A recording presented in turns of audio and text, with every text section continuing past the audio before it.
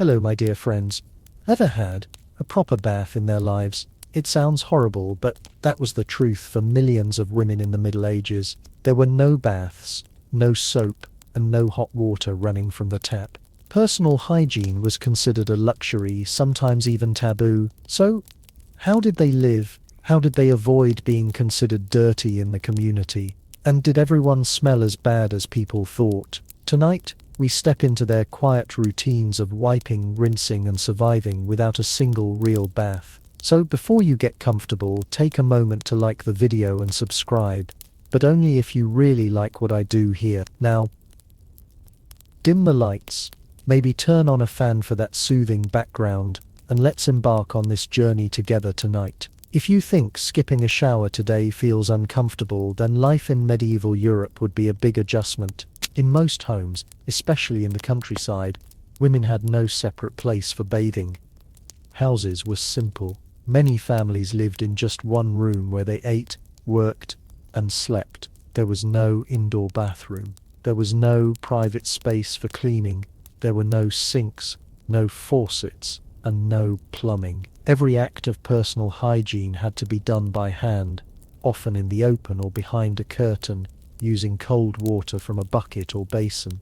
When a woman wanted to bathe, the process began with carrying water. Water had to be fetched from a nearby stream, well, or communal source. That meant walking with heavy wooden or clay buckets. If she wanted warm water, she had to boil it over a fire. That took time and fuel. Firewood wasn't always easy to gather. Poorer families often relied on scrap wood or dried twigs collected from roadsides. Once the water was ready, it was poured into a wooden tub, usually round and shallow, placed in the center of the room or outdoors behind the house. Bathing didn't happen often. Heating water, finding privacy and cleaning up afterward were too much work for everyday life. Most women only bathed once every few weeks, sometimes once a month. In cold weather, they avoided it altogether. Warmth was saved for survival, not comfort. Fire was used for cooking and staying alive, not for filling bathtubs, so bathing became rare and carefully planned.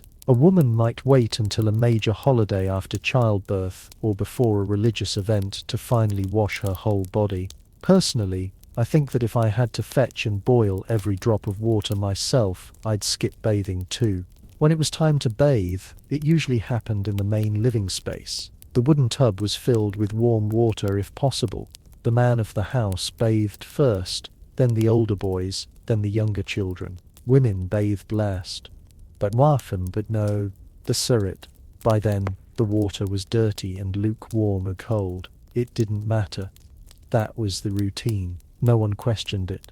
Privacy was limited. A curtain might be hung, or people might turn their backs, but the home was small. Everyone knew what was going on. In wealthier households, the situation was only slightly better. They might have more servants to carry water and more firewood for heating. But even nobles didn't have fixed bathrooms. Some castles had bathing rooms, but they were used only on special occasions. These rooms still required the same effort. Buckets of water heated over flames were carried up stone stairs. Bathing was always manual and slow. Public bathhouses existed in towns and cities, especially in earlier medieval centuries. These were communal places where people could soak, scrub, and even socialize. But over time, bathhouses became linked with disease, sin, and scandal. Some were shut down by church officials. Others simply fell out of favor. For women, especially married or high-status women, using a public bathhouse became risky. Rumors spread easily. A woman seen entering might be accused of improper behavior. So most women bathed at home or not at all. Instead of full baths, they wiped down their bodies using wet cloths. They focused on areas that felt dirtiest. The face, armpits, feet, and hands were wiped regularly. They used basins filled with warm water, if they could get it. No soap was involved, unless they were wealthy. Most used ashes, vinegar, or herbal water.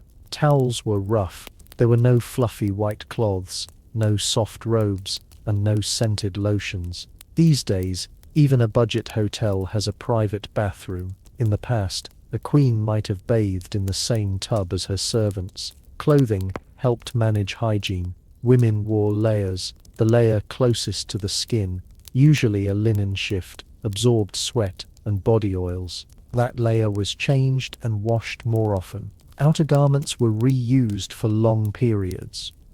Washing clothes took effort. 2. Each item had to be soaked, scrubbed, wrung out by hand, and dried in the sun. In winter, drying was difficult. Damp garments often froze or stayed wet for days. Hair washing was also rare. Women covered their hair with caps or scarves. They brushed it regularly, and sometimes used vinegar or herbal rinsers. A full head wash happened only every few weeks, maybe even less. Combing out to dirt and lice was a daily task. Mothers often did it for daughters while sitting by the fire. It was quiet, repetitive work done without fuss. It's a little funny that medieval society expected women to stay modest and clean, but gave them no tools or time to do it properly. Perfume was for the wealthy. Most women had no access to fragrance beyond herbs. Lavender, rosemary, or mint were dried and sewn into small sachets.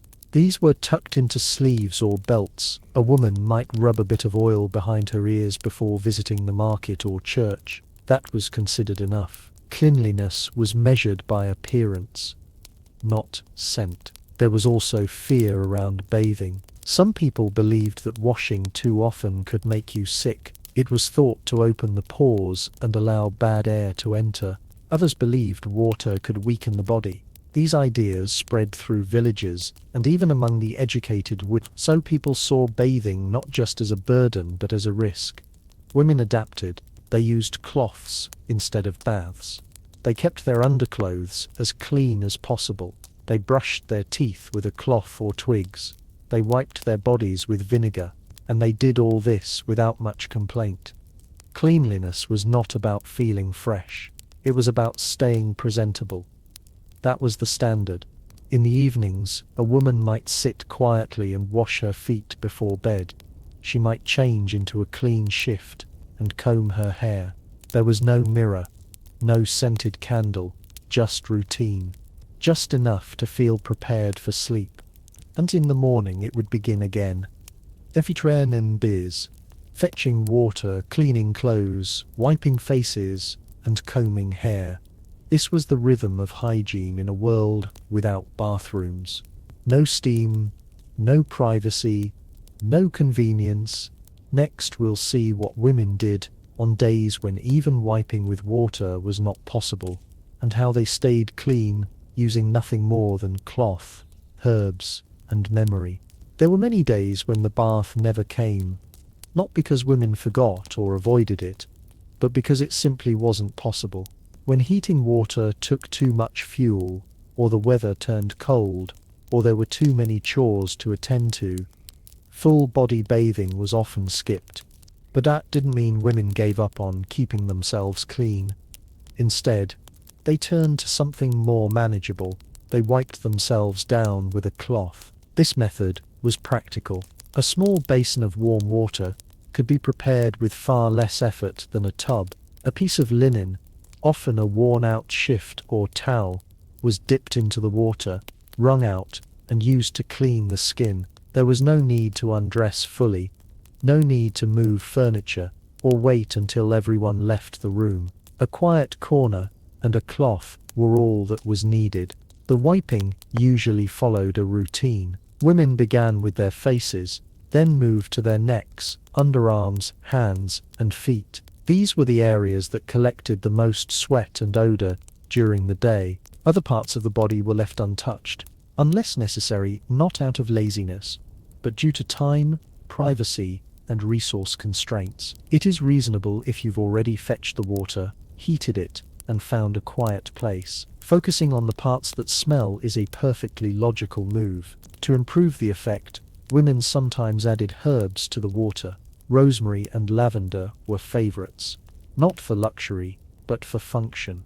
These herbs helped cover body odor and gave a faint scent that lasted for a few hours. Some also believed certain herbs had cleansing properties, or could prevent illness. Whether that was true or not, it gave the act of wiping down a little more purpose. The cloths used for wiping were washed and dried after each use if possible. In winter, drying took longer. Sometimes they were hung by the fire or wrapped and reused damp. If the clothes began to smell or feel rough, they were boiled or discarded. Many households had specific clothes just for this purpose, kept folded in a box or a drawer near the hearth. There was no mirror. Most women wiped themselves without ever seeing what they were doing. They relied on habit and touch. They felt for dirt, rough skin, or sweat and cleaned accordingly. No one commented on appearance. Looking fresh was not the goal. Feeling manageable was enough. These days we talk about self-care routines involving 10 steps and special creams. That ensures there was a bowl, a rag, and enough time to wipe your neck. This wiping method was used not just in place of bathing, but sometimes daily. In warmer months, it became part of the morning or evening rhythm. Women might rise early, heat a little water, and spend a few quiet minutes wiping themselves before dressing. It didn't take long. It didn't leave them fully clean, but it helped. Young girls learned this from their mothers. There were no books, no printed instructions, and certainly no public conversations. It was something you picked up by watching, helping, and listening quietly. A girl might be asked to heat the water, fold the cloth, or carry the basin. Then one day she would be expected to do it herself. Wiping down also meant dealing with the fabric of the body. Long hair had to be pulled out of the way. Layers of clothing had to be loosened, shifted, or temporarily removed. It was done discreetly. A shawl hung over a chair, a skirt raised just enough, always controlled, always quick. Women with servants had more help. A trusted maid might prepare the water, bring the herbs, and even assist with the wiping if needed. But even then, modesty ruled. A lady might allow someone to wash her feet or rub her back, but never beyond that. The rest remained private. Women guarded their bodies from view even among other women. There was no perfume, no body lotion, and no cleansing wipes. Only warm water and a cloth. Sometimes a second basin was used to rinse, but most times one bowl had to do, and even that was better than nothing. It's a little funny to think that wiping your armpits with rosemary water was once considered good hygiene, but today we have electric toothbrushes that connect to smartphones. On days when there was no water, women relied on dry wiping. They used clean cloths to brush off dust or sweat. A pinch of flour or ground herbs was sometimes rubbed onto the skin to absorb oils. Then it was brushed away with a soft cloth or a piece of wool. This dry method didn't feel refreshing, but it kept things under control. In summer, wiping helped avoid rashes. In winter, it kept the skin from drying out too much. Either way, it was a compromise. Better than nothing. Not saying that perfect, but enough. At night, the clothes were folded again. The bowl was rinsed or left near the hearth for the next morning. Nothing was wasted. The water might be used to mop the floor or soak laundry. The herbs were dried for reuse. Even the smallest routine had its place. It wasn't just about dirt. It was about control. In a world where many things were unpredictable, wiping your own arms and face gave a sense of order. It was one of the few acts that belonged fully to the woman herself. No one could take it away. This method lasted for centuries, even after plumbing arrived in cities. Many rural homes continued with a cloth in a basin. It was familiar, affordable, and required no explanation.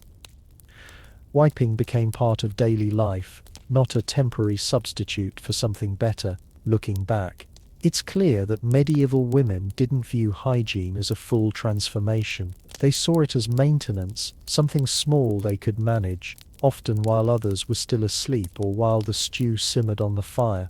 They didn't chase the idea of being spotless. They chased comfort and routine. Next, we'll explore how washing the hair fits into this routine, and why the head was often left untouched for weeks at a time.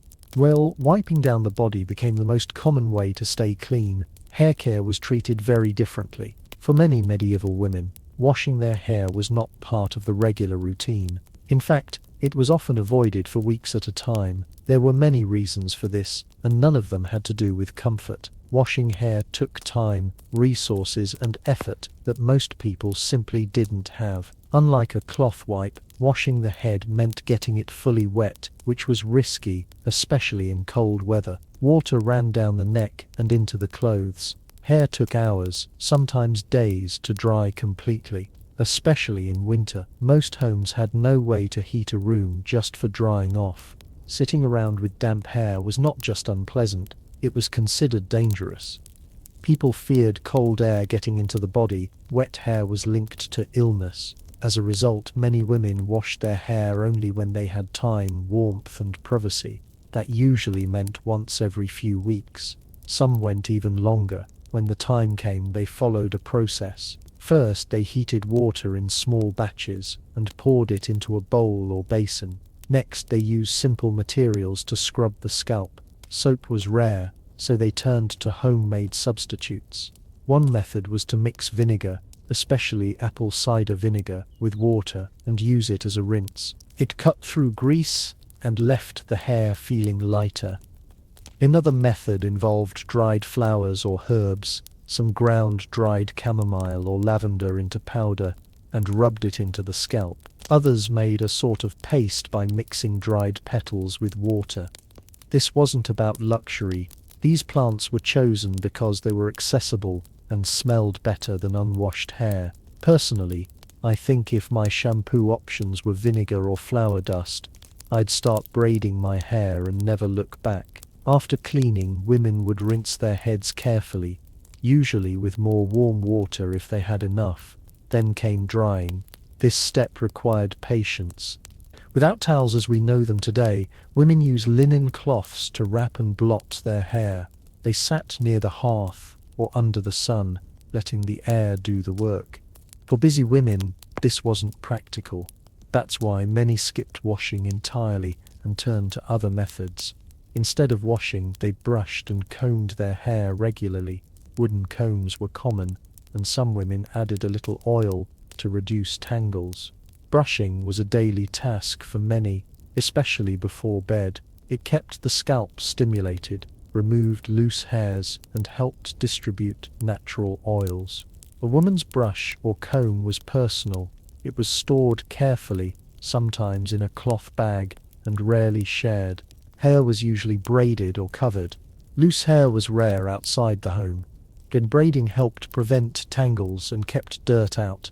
Covered hair stayed cleaner longer. Scarves, veils, or linen caps were worn daily. These weren't only for modesty or fashion. They were a way to keep dust, smoke, and sweat from settling into the hair. Some caps were plain, others were embroidered, but their function was the same. These days people panic if they miss a hair wash by one day. In the past, skipping 3 weeks was completely normal.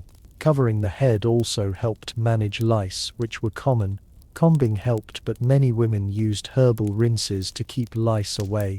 Some boiled rosemary or thyme and poured the warm liquid over their heads. Others wore small pouches of herbs under their caps. These didn't eliminate the problem, but they made life more bearable. Young girls learned these habits early. They helped their mothers brush hair, prepare rinses, and hang caps to dry. They were told to keep their hair neat, tied back, and clean as much as possible, without washing too often. Girls with thick or long hair sometimes had it trimmed to make care easier.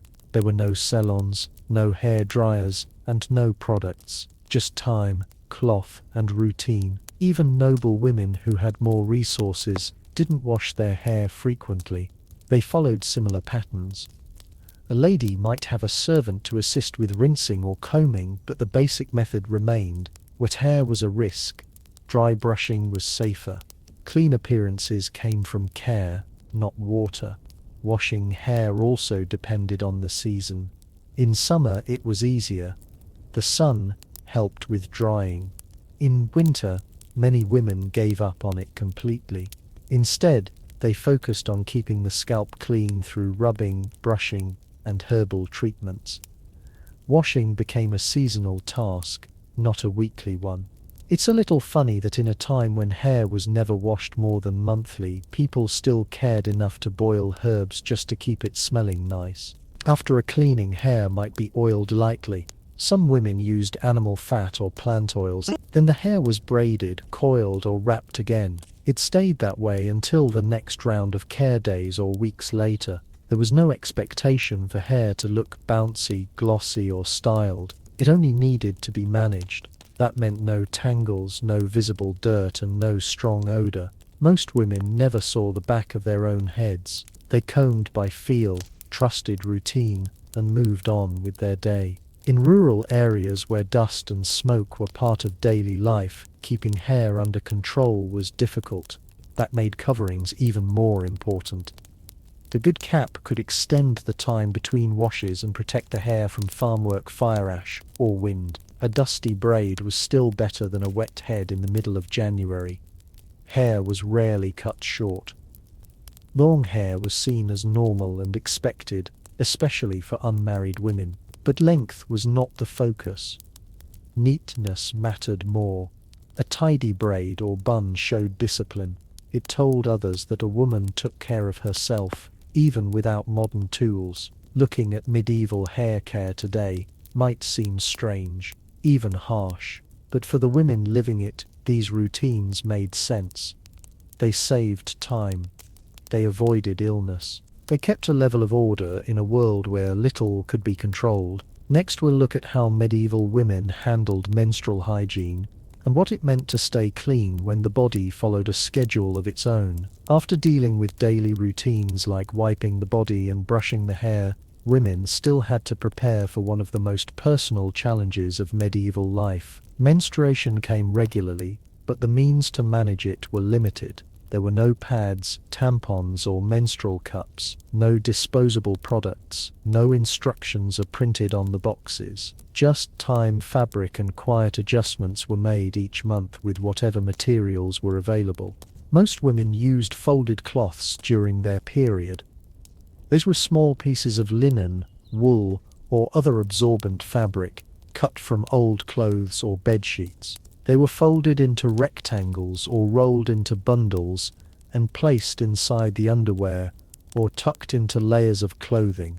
Some women had simple linen trousers to hold the cloth in place. Others wore no underpants at all, depending only on how tightly their clothes fit. The clothes stayed in place through friction and movement, and they were checked and changed as often as possible. For women who could not access cloth, soft straw, moss, or animal wool was sometimes used instead. These were shaped into a pad and wrapped in fabric, then positioned to absorb flow. This method was less comfortable and less effective, but still better than nothing. Absorbency wasn't the only concern. Irritation, odor, and leakage were constant risks. Personally, I can't imagine trusting a handful of straw to stay in place, let alone to get through a full day without trouble. After use, the cloths were washed. This was done carefully and in private. The water had to be heated and the cloth scrubbed by hand. There was no soap as we know it today.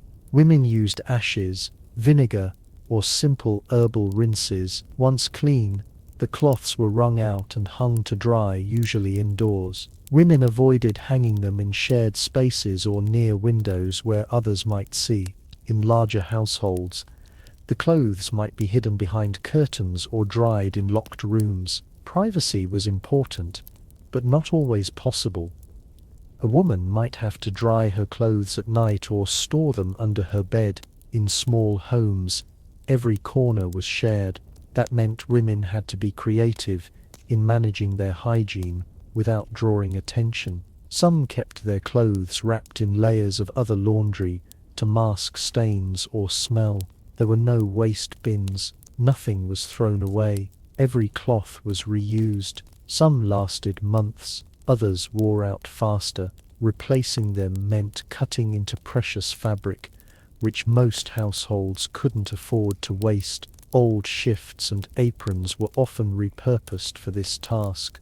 These days, we complain if a sanitary pad doesn't stick well. Back then, Women were hoping the linen wouldn't shift while walking to church. Menstruation was not openly discussed. There were no lessons, no guides, and no formal knowledge passed from one generation to another. Girls learned what to do by watching their mothers or older sisters. The first period came with confusion, sometimes fear, and often silence. A girl was told what cloth to use, how to clean it, and what not to say. Shame was common. Understanding was not. Some families believed menstruation made a woman unclean. During her cycle, a woman might be asked to sleep separately or avoid the kitchen. In certain villages, she might not be allowed to bake bread, touch milk, or enter sacred places. These beliefs varied by region and by household, but the underlying idea was the same. The menstrual body was seen as different, even dangerous. Because of this, many women practiced extra hygiene during their period. They wiped more often, changed clothes more frequently, and stayed close to home when possible. They avoided lifting, climbing, or walking long distances. Some even stayed in bed for part of the day. This wasn't luxury, it was caution. In noble households, menstruation was handled with more support, but still little comfort. A lady might have a maid assist with washing clothes or heating water. She might rest in a private chamber, but the materials were the same: linen pads, herbal rinses, a private corner of the room. Being rich didn't change the lack of options. Women tried to reduce the smell with herbs. They placed small bundles of rosemary or mint near their beds. Some rubbed vinegar or rosewater behind their ears or under their arms. Others used powders made of ground flowers or chalk. These didn't mask everything, but they helped. Clothing also played a role. Women often wore darker skirts or extra layers during their period. This helped cover any stains. Underskirts were chosen carefully, and some women had a specific set of clothes they used only during this time. These garments were washed separately and stored apart from other clothes. Accidents happened. When they did, women dealt with them quietly. A stain on a bench, a spot on a hem. These things were handled without fuss. There were no commercial stain removers, just water, ash, and patience. It's a little funny that for all the restrictions placed on women during their period, no one ever thought to make the cloths more comfortable or easier to use. In small communities, women sometimes helped each other. They exchanged cloth patterns, shared advice, or quietly passed along herbs that seemed to help with cramps. There was no medicine for pain, but some chewed on dried leaves or tied warm stones to their stomach. These methods offered little relief, but gave a sense of action. The emotional side of menstruation was rarely addressed. Mood changes, fatigue, or discomfort was seen as part of life. Complaining was discouraged. A woman who rested too much or spoke too often about her cycle might be labeled lazy or strange, so most kept going, doing their chores and tending to their families, even when they felt weak. Girls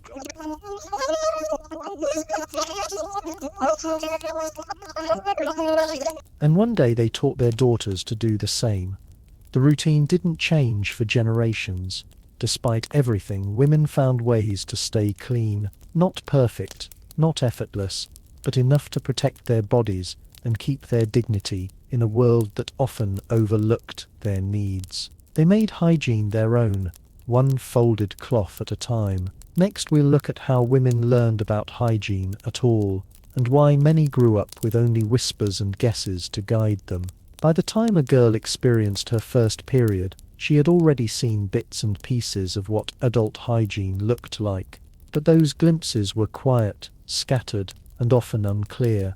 There were no guides to follow, no formal education, no school lessons, no printed books to explain how a woman should care for her body. Everything was passed down quietly from older women to younger ones in kitchens, beside beds or near the fire when no one else was listening. Mothers and grandmothers became the only teachers. They didn't use instructions. They demonstrated through actions. They handed a cloth to a daughter, showed her how to rinse her hands, pointed to the basin, or folded a shift with extra care. Most of it wasn't explained in words. It was shown once, maybe twice, and expected to be remembered. If a girl was lucky, she had a mother who took time to teach gently, but that wasn't always the case. Some girls grew up with little guidance. If their mother was absent, busy, or simply uncomfortable talking about such things, they had to figure it out themselves. They watched, guessed, and copied what they saw. Mistakes were common, embarrassment was frequent, but asking questions was rare. Personally, I think trying to learn how to stay clean without being allowed to talk about it sounds harder than learning to cook without ever lighting a fire. Most women believed what their mothers told them. If their mother said that cold water was better than hot, they used cold water. If someone warned against washing during certain days of the month, they listened. So these ideas were not questioned. They were repeated, preserved, and followed, because there was no alternative.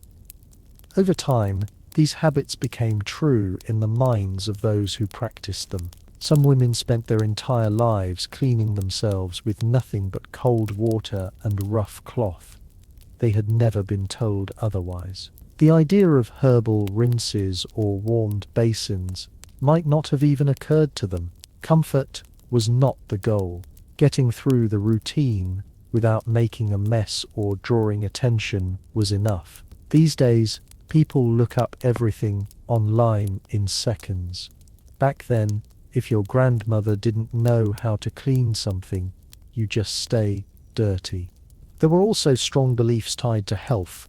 Many thought that washing too often would harm the body. Some were told not to bathe during their period. Others believed that touching certain parts of the body too frequently would cause illness. These ideas weren't based on science.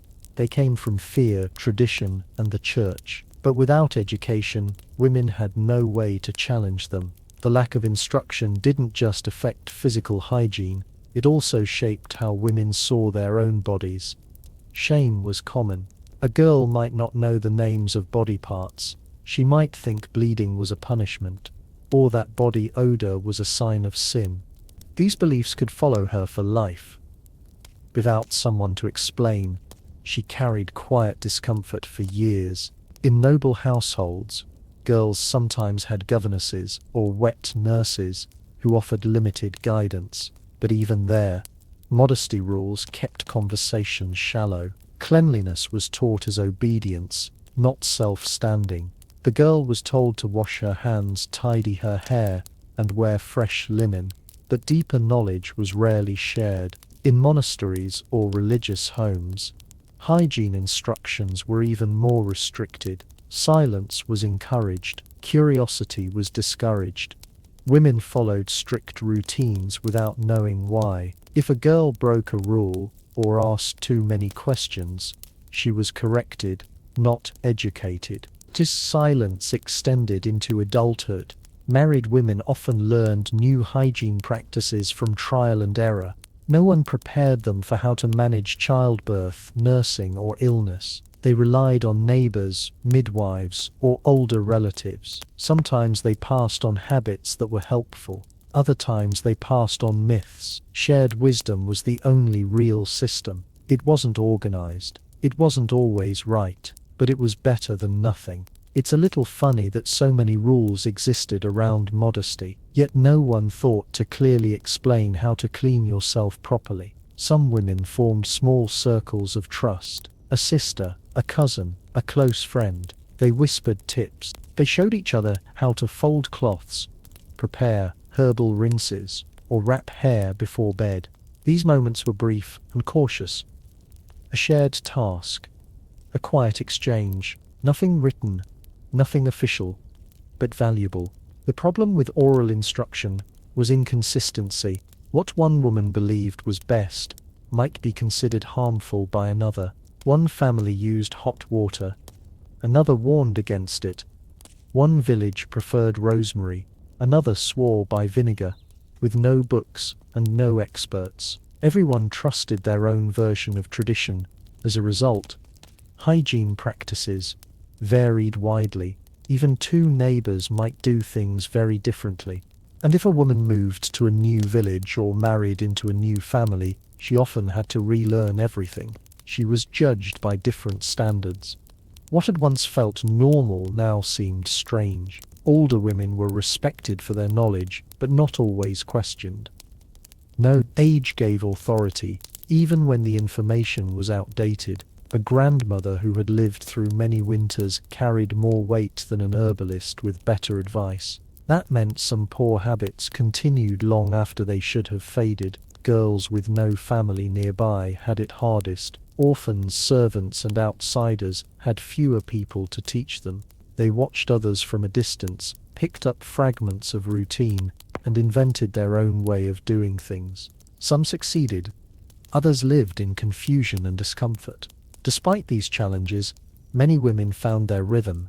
They took the pieces they were given and built their own systems. They kept their clothes folded a certain way. They stored herbs in the same spot each month. They turned habits into routine, even if no one had taught them directly. And when it was their turn to pass it on, they did the same. They didn't write it down. They didn't explain in detail. They handed over a bowl, folded a cloth, and hoped their daughter would figure it out. Next, we'll see how medieval women used makeup and scent, not for beauty, but to cover fatigue and mask the parts of hygiene they couldn't fully manage.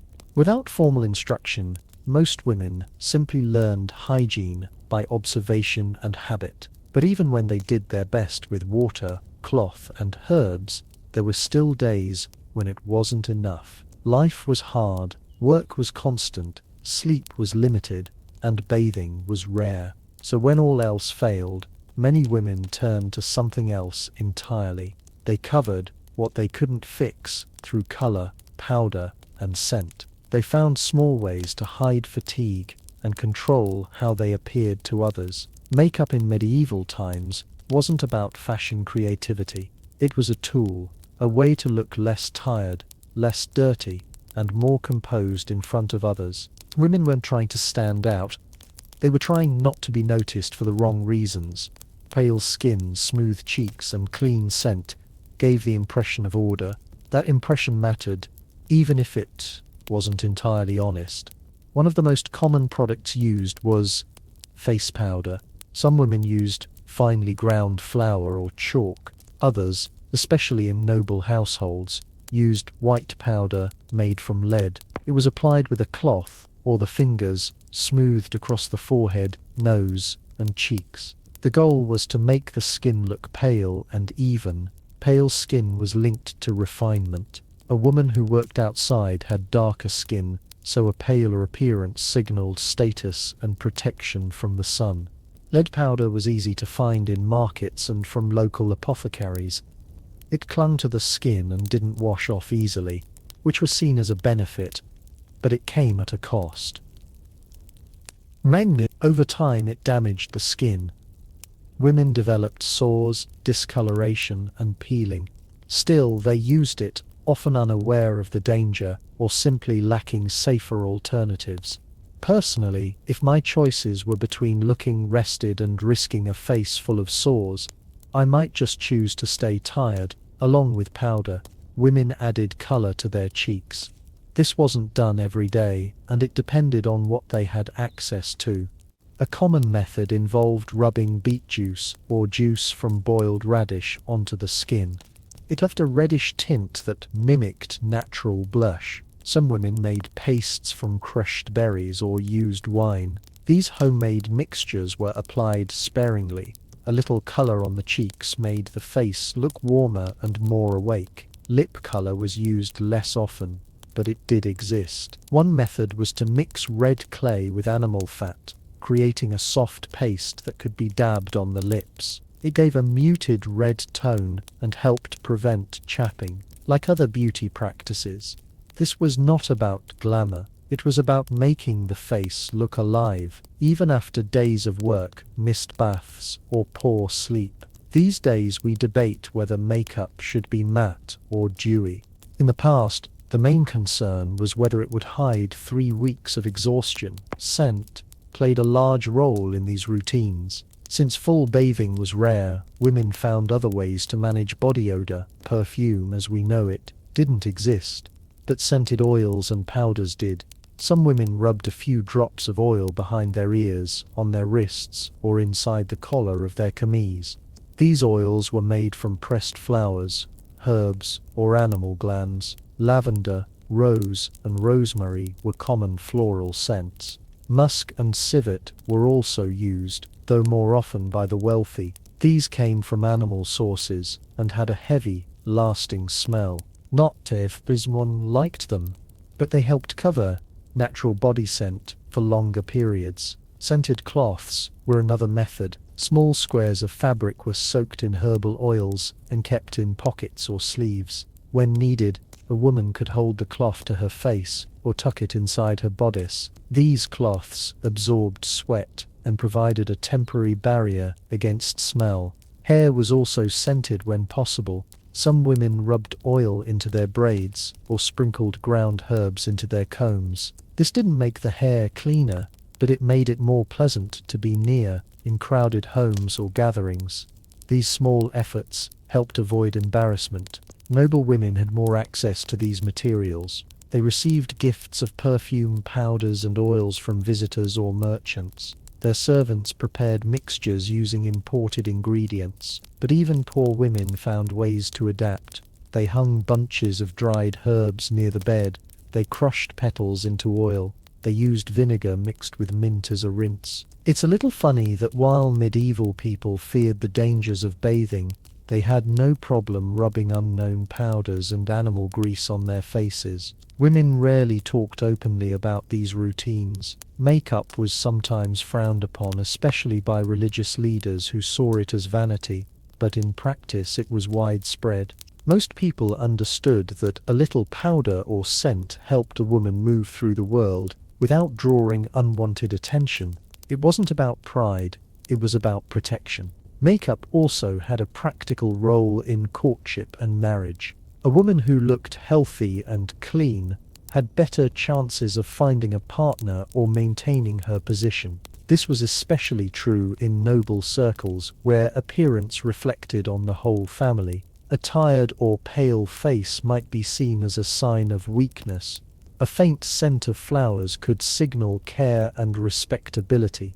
There were no mirrors in most homes. Women applied powders and oils by feel using habits passed down from older relatives. They didn't see the full effect, only how others reacted, a kind smile, a compliment, or simply the absence of a negative comment. Over time, these practices became part of everyday life. Not every woman used them, but most knew about them. They weren't seen as indulgent, they were tools, just like a comb or a cloth. Another step in the quiet, constant work of caring for the body with limited means. Even when bathing became more common in later centuries, many of these habits stayed. Powder, scent, and tint remained a part of the morning routine. The reasons changed, but the actions stayed familiar. And for medieval women, those small touches made all the difference. Next, we'll explore how medieval women clean their mouths and teeth, even without toothpaste, brushes, or dental care as we know it today. While powders and perfumes helped medieval women manage what others could see and smell, they still had to deal with the parts of hygiene that came from within. One of the most overlooked aspects was oral care. Even without modern dental tools, toothpaste, or professional guidance, women still had to find ways to keep their mouths clean and their breath bearable. They managed this with simple items, consistent effort, and a good amount of quiet improvisation. There were no toothbrushes in the modern sense. Instead, women used small cloths or soft twigs. The twigs were usually taken from trees like willow or hazel. These types of wood were chosen because they were flexible, fibrous, and gentle enough not to damage the gums. One end of the twig would be chewed lightly until it frayed into soft fibers. Then it was rubbed against the teeth to remove food and build up. The process was basic, but effective enough for daily maintenance. Cloth was another common tool. A strip of clean linen was wrapped around a finger and used to scrub the surface of the teeth and the inside of the cheeks. This method allowed for a bit more control, especially for women who didn't have access to suitable wood or lived in areas without those trees. The clothes were rinsed after use and hung to dry, and were often used repeatedly until they wore out. Personally, if I had to choose between chewing a tree branch and rubbing my gums with a rag, I'd probably end up doing both and calling it a day, since there was no toothpaste. Women relied on what they had. Salt was widely used. It helped scrape away build-up and acted as a mild disinfectant. Some women dipped their twig or cloth in dry salt before scrubbing. Others dissolved it in warm water and used the mixture as a rinse. Say's salty flavor wasn't pleasant, but it was familiar. Ashes were also used. Wood ash from clean fires was sifted and mixed with a bit of water to make a gritty paste. This acted as a natural abrasive, helping remove stains and food residue. It was harsher than salt, and sometimes irritated the gums, but many people believed it kept the teeth whiter. Another option was dried sage. Sage was known for its antibacterial properties and strong flavor. Leaves were dried, ground into powder, and rubbed directly onto the teeth, or mixed with a little vinegar or water. The result was a sharp, bitter taste that left the mouth feeling cleaner. Some women also chewed fresh sage leaves, letting the oils coat their teeth and tongue before spitting them out. These days, people choose between... Back then, it was salt, smoke, or whatever plant grew near the door. Mouthwash, in a basic form, did exist. A simple rinse made from wine or white spirits was used to freshen the mouth and fight odor. To make it more effective, women added herbs. Rosemary, mint and thyme were boiled with water and mixed into the alcohol. The mixture was kept in small bottles or ceramic jars and used sparingly. A small sip, a few swishes, and then either swallowed or spat out, depending on preference and availability. Some believed these rinses could cure illness. They were said to cleanse the mouth, balance the humors, and prevent bad air from entering the body. Whether that was true or not, the herbs made a difference in breath, and the alcohol kept things from spoiling. There were no flossing tools. Women used their fingernails or the tips of small twigs to dislodge food stuck between their teeth. In wealthier homes, toothpicks made from bone or metal were sometimes available. These were kept with grooming kits and carried in small leather pouches or wooden boxes. The appearance of teeth varied depending on diet, status and hygiene habits. Peasants who ate more grains and vegetables often had better teeth than nobles who consumed more sugar, wine and soft foods. Tooth decay did happen, but slowly. Without processed foods or candy, the build-up was different. Gum disease, however, was common. Bleeding gums, loose teeth and chronic pain were part of aging for many women. To ease discomfort, some women chewed on cloves or placed warm cloth soaked in herbal water against their cheeks. Others used honey mixed with herbs to coat painful spots. These remedies were not cures, but they offered temporary relief. If a tooth needed to be removed, it was pulled without medicine. That job fell to whoever was willing, often a family member or village healer. Despite the difficulty, many women took pride in keeping their mouths presentable. Clean breath mattered, especially in social or religious settings. No one wanted to be whispered about during mass or gossiped about at market. Even without mirrors, a woman could feel when her mouth wasn't right. She could taste the sourness or feel the grime. That was enough to push her into action. Children learned by watching. They saw their mothers chew on sage or rinse with herb wine. They were handed small twigs, shown how to chew and rub. The habit stuck. There was no praise for doing it well, but not doing it at all could lead to quiet judgment from others. Servants were often responsible for preparing these rinses and grinding herbs. In noble homes, a lady's maid kept track of powders and cloths. But even among the wealthy, there was no escaping the fact that oral care was unpleasant and mostly improvised. People did what they could with what they had. It's a little funny that medieval people feared bathing for opening their pores, but had no problem rubbing ashes directly into their mouths every morning. The idea of smiling to show white teeth didn't exist. A neat mouth was the goal, not a shining one. As long as the breath was tolerable and the teeth not visibly black, a woman was considered clean enough. Looking back, their methods were rough, but they were consistent. That consistency made a difference. Salt, cloth, twigs, and herbs, day after day. Not glamorous, not perfect, but enough to carry on. Next, we'll look at how women cared for their most sensitive areas, using nothing more after taking care of their teeth and breath with cloths, herbs, and rinses. Medieval women still had one more part of hygiene that required attention and care, though it was rarely spoken about. The intimate areas of the body were treated with the same combination of practicality and silence as everything else. There were no special products, no ready-made bottles, no guidance from doctors, just plants, cloth, and whatever a mother or grandmother had once whispered. Most women cleaned their genital area using warm herbal water. This wasn't a full bath, and it didn't involve soaking. Instead, they prepared small amounts of water infused with common herbs and used a cloth to wipe or dab gently. Two of the most trusted herbs were mugwort and Vietnamese balm. These plants were valued for their scent and their supposed healing properties. Mugwort was believed to ease irritation. Vietnamese balm was used for freshness and comfort. The herbs were usually dried and kept in bundles. When needed, they were boiled in water for a few minutes, then left to cool. The liquid was strained and poured into a ceramic bowl or small basin. A cloth was dipped in, wrung out, and used to gently clean the outer area. This was done privately, usually while squatting over the bowl or sitting on a low stool. It was not done quickly or in public. This part of the body was seen as private and even sacred in some beliefs, but also as something that needed to be controlled.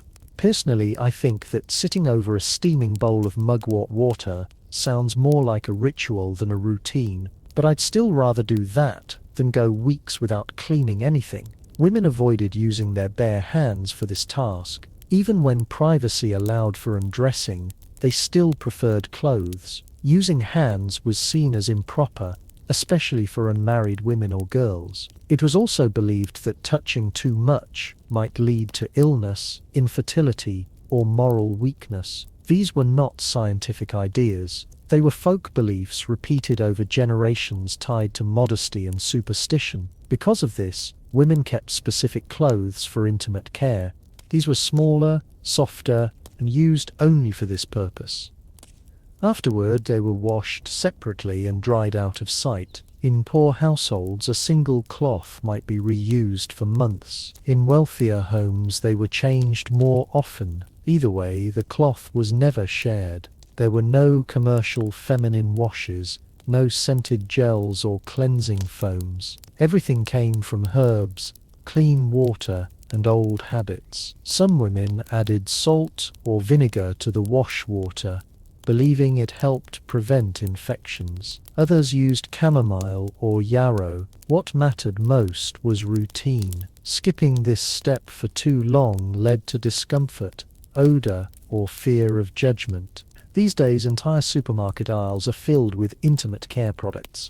Back then, all you needed was a boiled leaf and a clean cloth. Girls learned these routines slowly. Most were not told directly. Instead, they watched their mothers or older sisters prepare the herbal water and disappear behind a curtain. At some point, a girl would be handed a cloth and shown where the herb bundles were kept. Nothing was written, nothing was written, nothing was explained in full. It was just expected that she would do the same in colder months. Preparing warm herbal water was harder. Firewood was scarce, water was slow to heat. Still, women made the effort. The discomfort of cold wash water was better than the feeling of not being clean.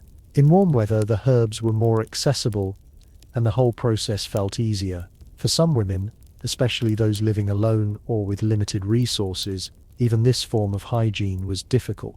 Some skipped the practice altogether and relied on wiping with dry cloths. Others tried to keep clean with plain water, It wasn't ideal, but it was better than nothing. Smell was always a concern. Without regular washing, odor builds up quickly, especially during menstruation or illness. Herbal water helped. Some women also wore small sachets of dried herbs tied to their waist or tucked into their chemise.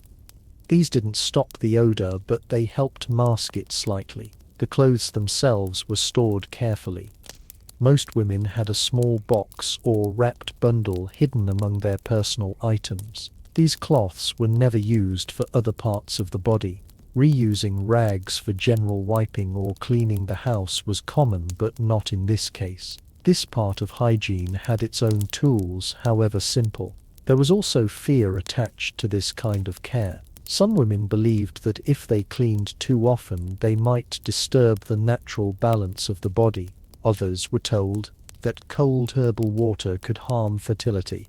Whether these ideas came from local midwives, older relatives, or traveling healers, they were taken seriously. But in spite of all the limits, women found ways to manage. They stuck to routines, adjusted by season, and paid attention to what made them feel right. Clean didn't mean sterile. It meant fresh enough to go about your day without discomfort or shame. It's a little funny that for all the shame and secrecy surrounding female hygiene, the only thing standing between women and infection was a pot of boiled weeds. Midwives sometimes gave advice. In villages, they were the closest thing to health authorities. They might recommend certain herbs for itching, others for after childbirth, and some for daily care.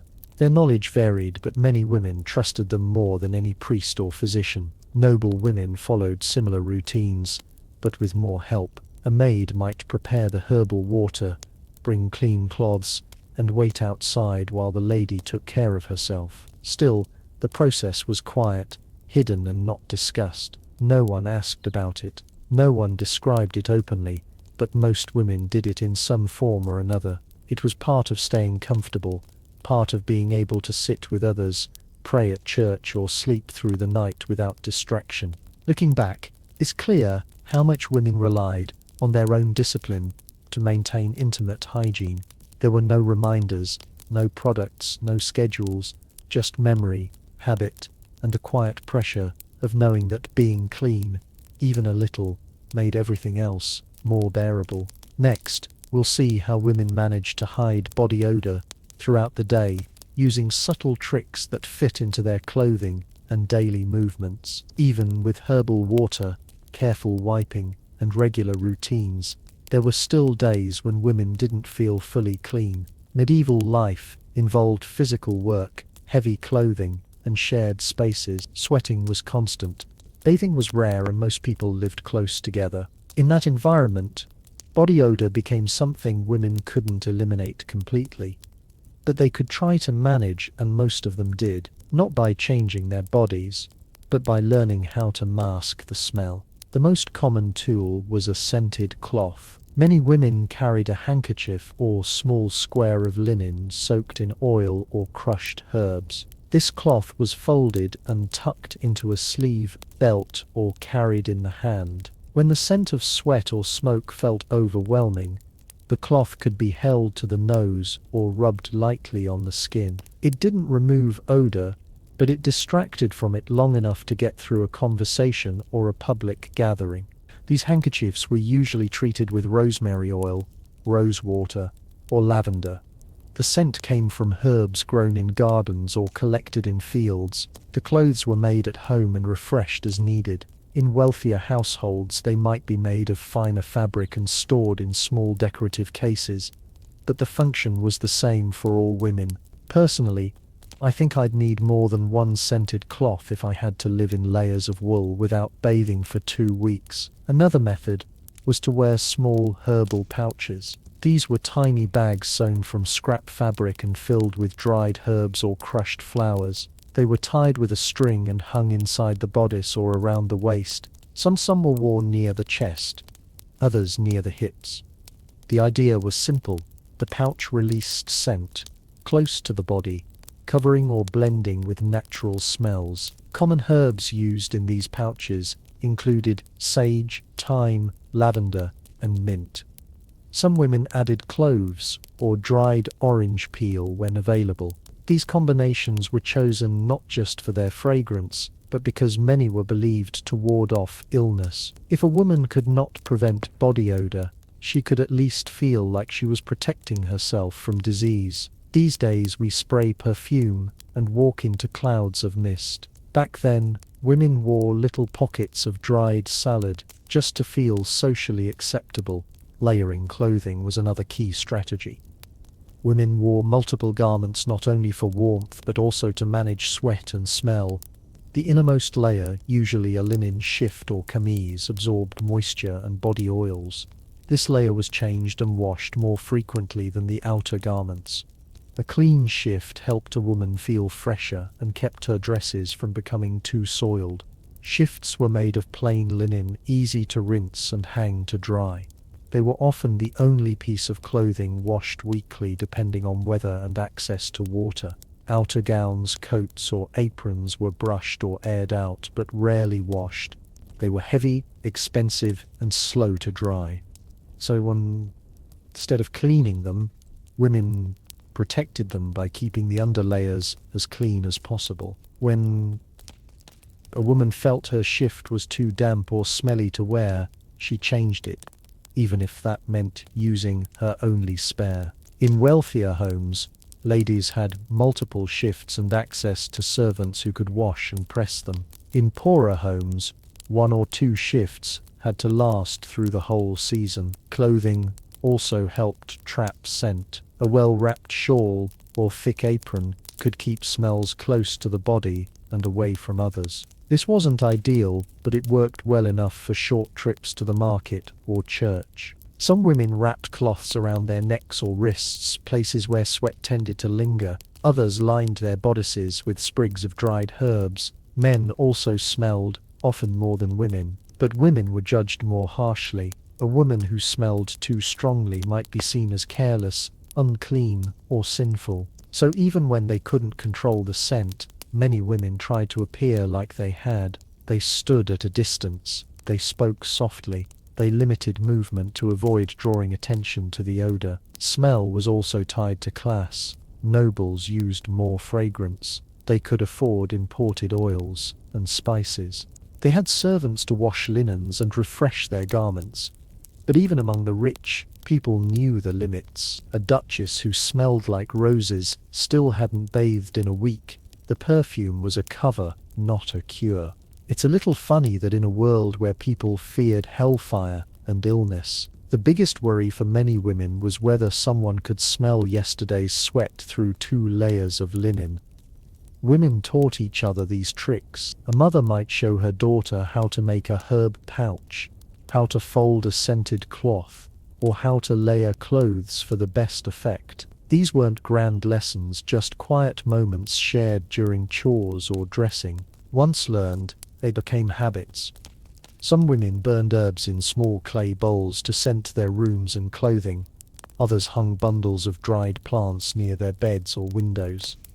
Even bed sheets, rarely washed, were sometimes rubbed with scented oil or hung outdoors to absorb fresh air. These efforts were small, but they helped create the feeling of cleanliness, even when true cleanliness was out of reach. The church sometimes frowned on excessive fragrance. Scent was linked to vanity, temptation, or false appearances. But most people ignored those warnings. The choice was between a modest scent or an obvious odor, and most women chose the former. They weren't trying to attract attention. They were trying to avoid it. Some women even brought scented cloths to funerals or crowded churches where heat and lack of ventilation made the smell of unwashed bodies hard to bear. The cloth served both as a handkerchief and as a shield against overwhelming air. A small tool, a big difference. Looking back, these habits show how resourceful women were. They couldn't stop sweating. They couldn't bathe often, but they learned how to work with what they had: herbs, cloth, and patience. That was their system. Quiet, repetitive, practical. Next, we'll explore how clothing itself became a form of hygiene, acting as a barrier between sweat, dirt, and the rest of the world. Recovering odor with herbs and cloth worked well enough in daily life, but in the end, nothing protected a woman from dirt, sweat, and judgment more than her clothes. Garments were not just for modesty or warmth. They were the final layer of hygiene in a world without bathrooms, laundry machines, or deodorant. What a woman wore played a major role in how she felt and how others perceived her. Most women dressed in layers. The innermost layer was a camise or shift made of coarse linen. It rested directly against the skin, absorbing sweat, oils, and any dirt from daily tasks. This piece was simple, long, and loose. Some had sleeves, others were sleeveless, depending on the season.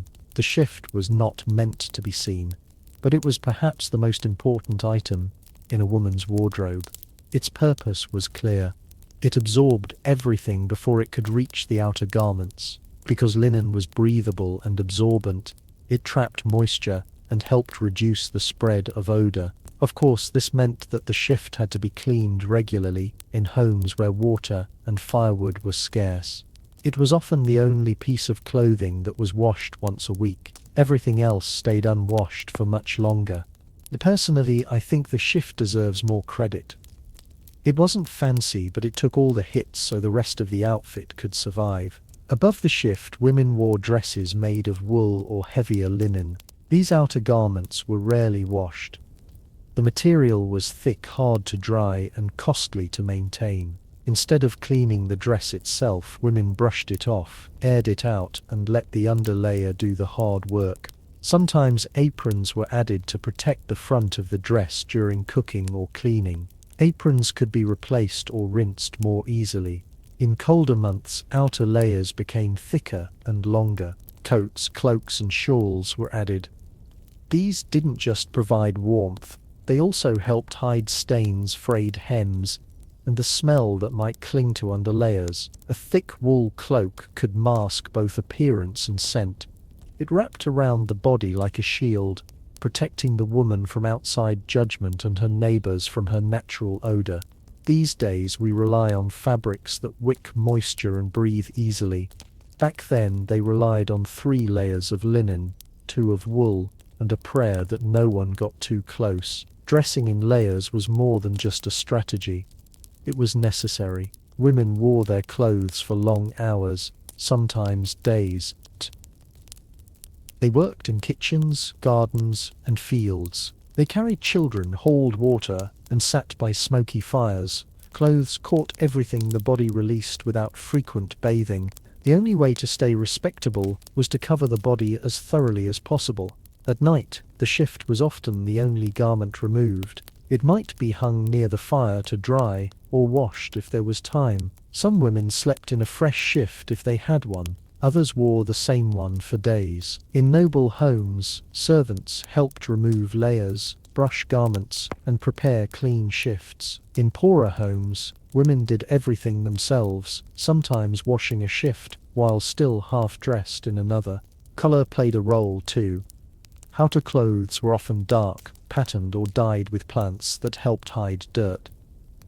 The inner garments were plain and pale. Stains showed easily on a shift, which was useful for knowing when it needed washing.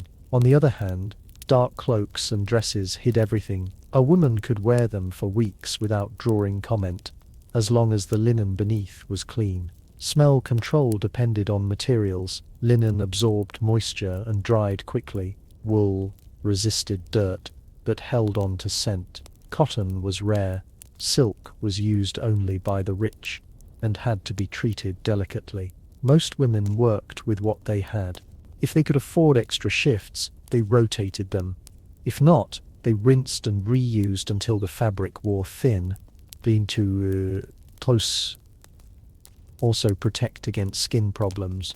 Layers reduced friction, shielded against insects, and limited exposure to dust and smoke. A woman who wore a proper shift and clean apron had fewer rashes and infections than one who wore the same dress without any lining. Storage mattered.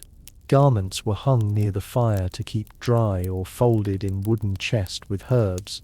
Some women added lavender or rosemary to their clothing trunks, hoping to keep garments smelling pleasant.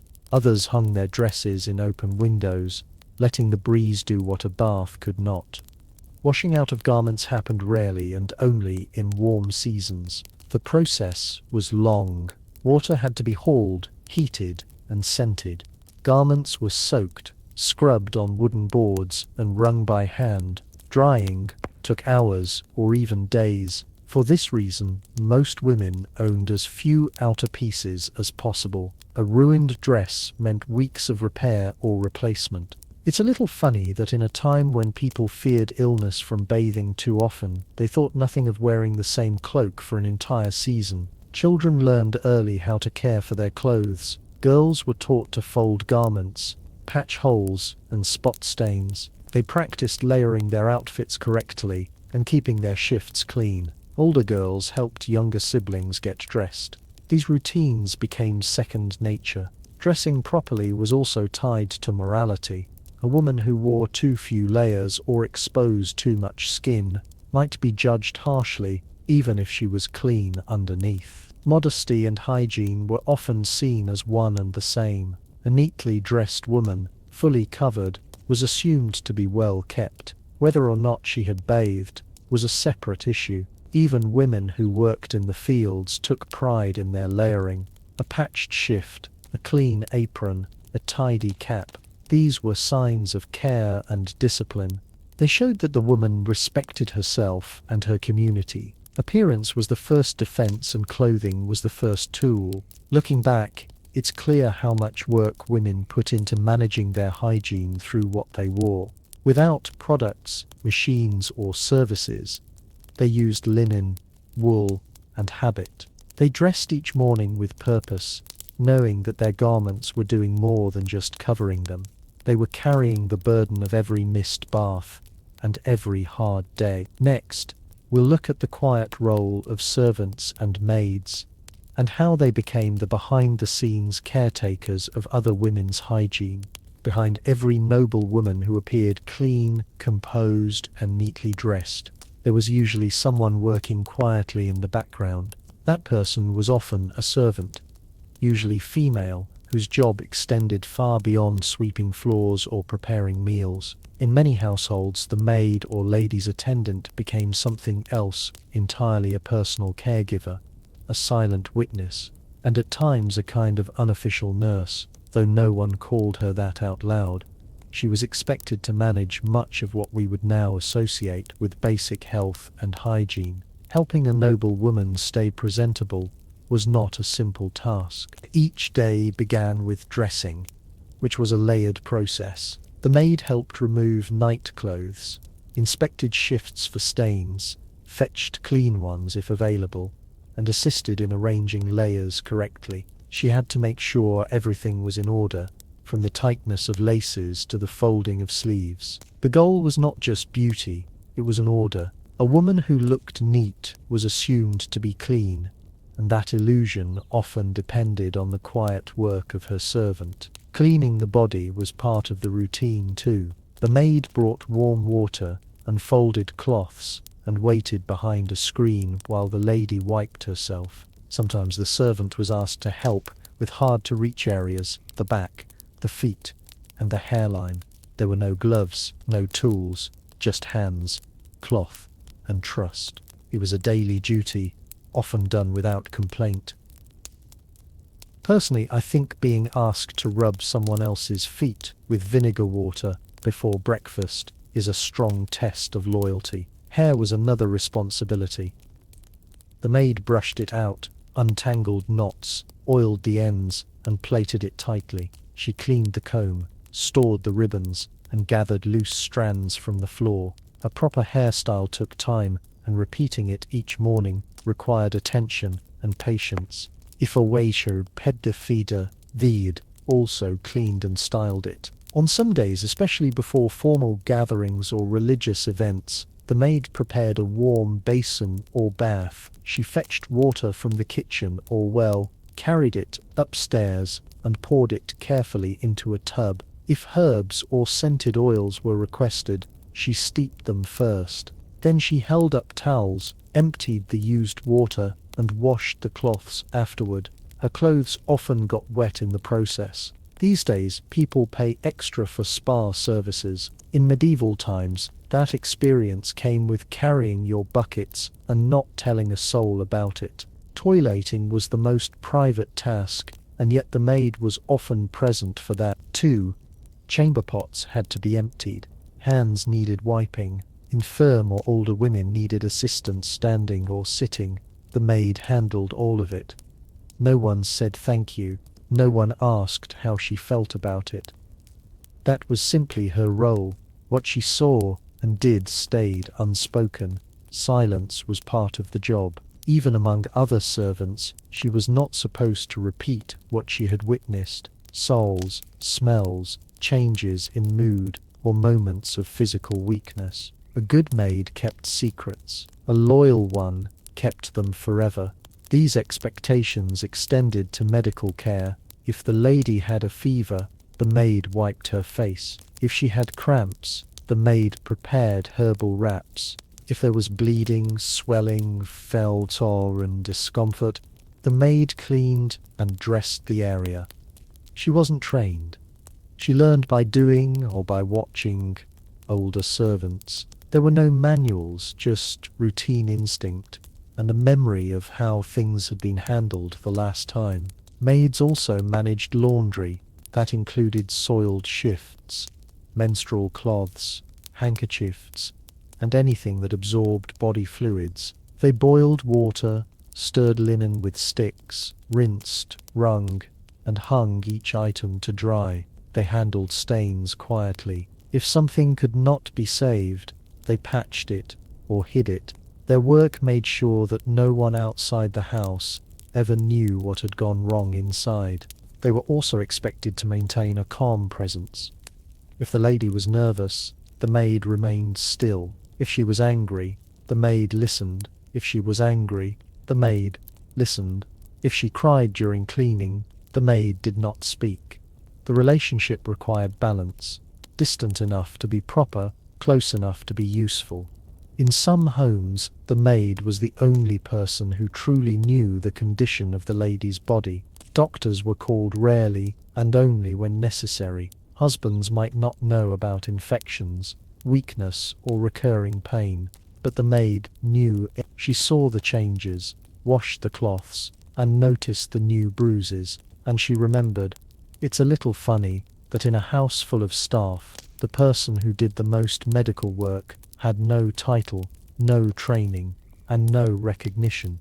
Young girls entering service started by assisting older maids. They learned which herbs to boil, how to fold cloths, and when to speak. They watched quietly and copied the routines. Over time, they became the main caregiver, the one the lady called first in the morning and last before sleep. Trust was earned over the years. A maid who kept her place, protected her lady's privacy, and never gossiped, became irreplaceable. She might not have had her room or fine clothes, but she was valued in a different way. Some stayed with the same woman for decades, witnessing every illness, pregnancy, and grief. In return, the lady sometimes showed small kindnesses, a warmer cloak, a better meal, or a quiet word of thanks, but there was always a distance.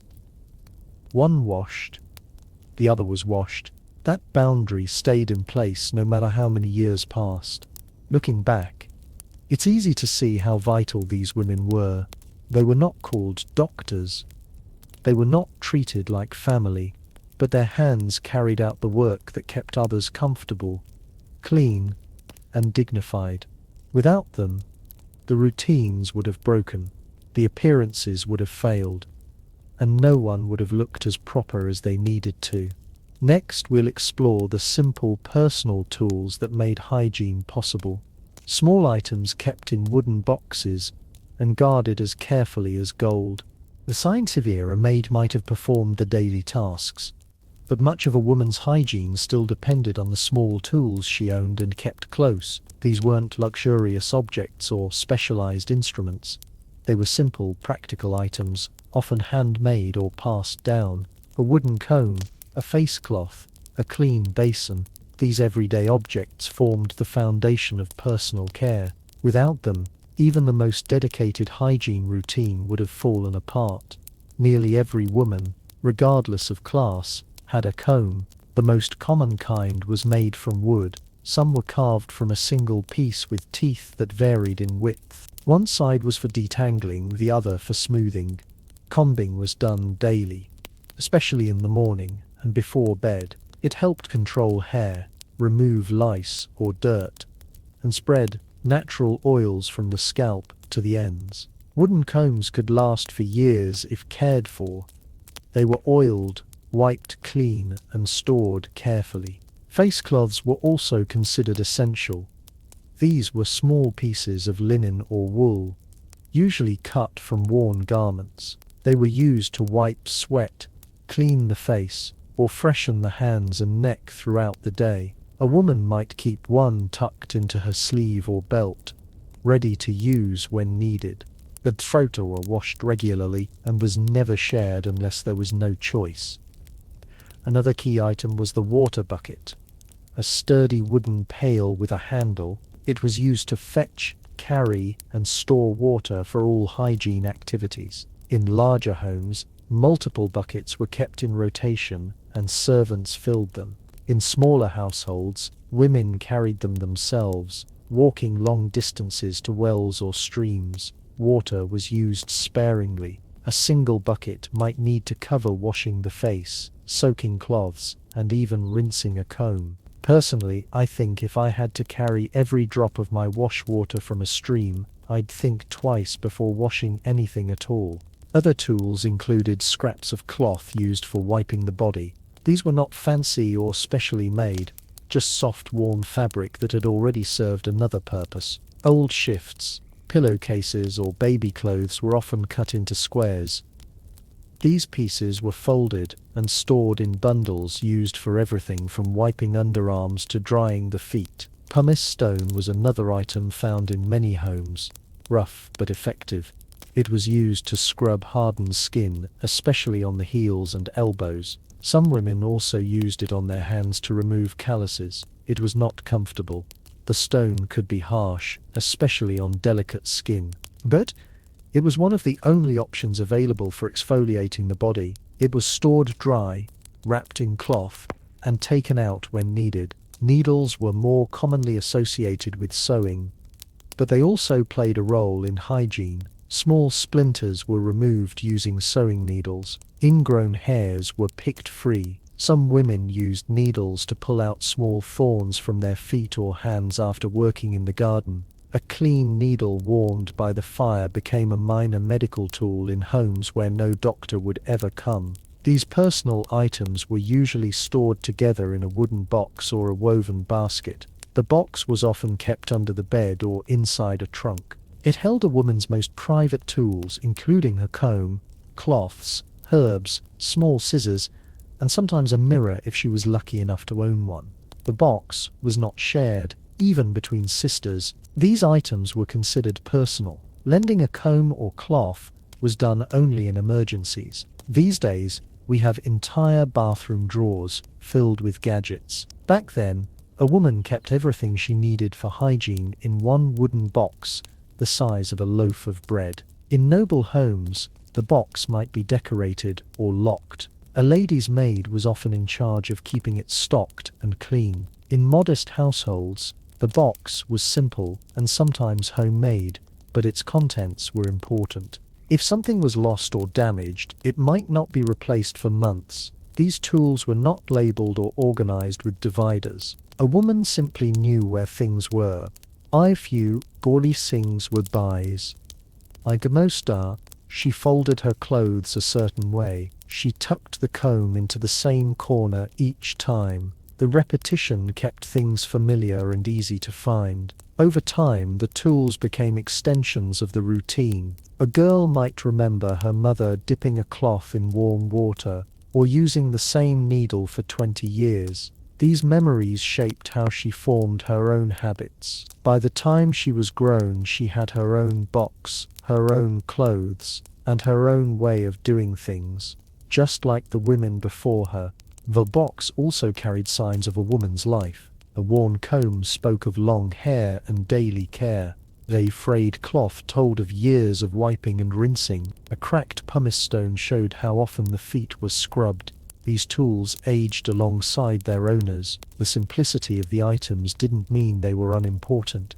On the contrary, losing one could throw off a routine. If a cloth tore and no replacement was ready, the day's washing might be skipped. If a comb broke, hair tangled and headaches followed. So women took care of their tools, not out of sentiment, but out of necessity. That's a little funny that so much of daily hygiene depended on a few items that today would barely fill a travel bag. Children grew up watching how these tools were used. They helped fetch water, rinse cloths, or oil combs. They were taught not to touch the private box, unless told to. A daughter might receive her own set of clothes or a small box when she reached womanhood. It marked a step toward independence, even if the tools inside were plain. These small items didn't offer luxury, but they offered control. In a world full of unpredictability, with weather, illness, and hunger always close, the simple act of reaching for the same cloth each morning gave a sense of order. It meant something was still within reach. Something was still yours. Looking back, it's easy to see how these tools held quiet power. They weren't discussed or displayed, but they helped women stay clean, calm, and composed, one cloth at a time. One comb through the hair, one needle near the fire.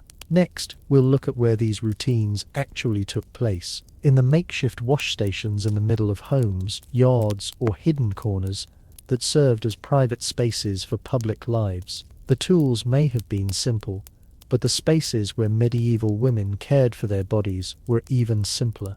There were no bathrooms, no tiled washrooms, and no spaces designed for privacy. Hygiene had to happen wherever there was room and water. That meant most daily routines took place in the middle of living areas beside the fireplace or outside in the yard. These spaces were not created for comfort. They were created out of necessity. In most households, the washing area was a wooden basin placed in the corner of the main room or out near the back wall of the house. There were no fixed fixtures or plumbing. The basin might sit on a bench or the ground depending on who was using it. It was filled by hand, emptied by hand, and cleaned with leftover water and ashes. Once the washing was done, the basin was set aside to be used again for something else, like laundry or soaking vegetables. Water was fetched from wells or streams carried back in buckets made of wood or metal. The same bucket used to wash a face might later be used to rinse dishes or clean tools. There was no clear line between kitchen water, cleaning water, and hygiene water. What mattered was availability. On days when water was limited, hygiene routines were skipped altogether. There was little privacy. In homes with only one room, everything happened within view of others. Women might turn their backs, hang a cloth for modesty, or wait until children were outside, but true isolation was rare. Washing became something quick and quiet. No one stared, but no one pretended not to notice either. Personally, I think it would be very difficult to focus on wiping my face if I knew 3 people were also kneading bread right next to me. Outdoor washing happened more often in warm weather. A wooden tub or shallow barrel might be placed in the yard behind the house. There, women could rinse their feet, scrub a cloth, or wash their hair. Sometimes they washed children in the same space. The tub was used for many purposes and shared by the entire household. It was not left filled. Water was poured in for each use and emptied immediately afterward. Bathing or wiping took place quickly. The wind, dirt, and curious animals made outdoor hygiene unpredictable. A passing neighbor might see something. A goat might drink the rinse water. These were not emergencies. They were part of life. Everyone understood the limits. As for toilets, there were none. The Arave toilet did not exist in most of medieval Europe. Instead, People used chamber pots indoors or found private spots outdoors, in towns. Waste was collected in buckets and dumped into trenches or rivers. In the countryside, it was often poured into open ditches or shallow pits dug near the house. The smell was constant, especially in the summer. These days people complain when a bathroom doesn't have scented soap.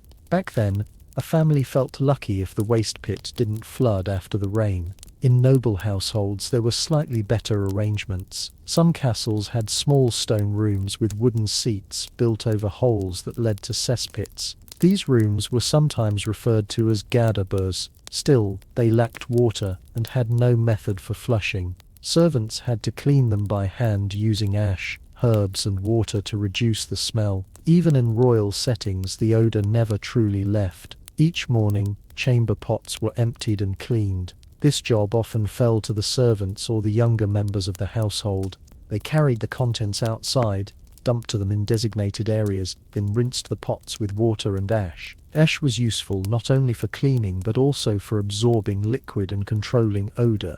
A few handfuls sprinkled in the bottom of a pot made a difference. These cleaning routines became part of daily life. No one expected pristine conditions. The goal was simply to avoid build-up and keep living spaces manageable. In homes without servants, women did this themselves, often first thing in the morning before others woke up. Ash was also used for cleaning floors, wiping tables, and scrubbing the basins where women washed themselves, mixed with water. It created a basic form of soap. It was rough on the skin, but better than nothing. Many women had dry hands and cracked nails from years of using ash to clean everything. Children were taught early to help with these tasks.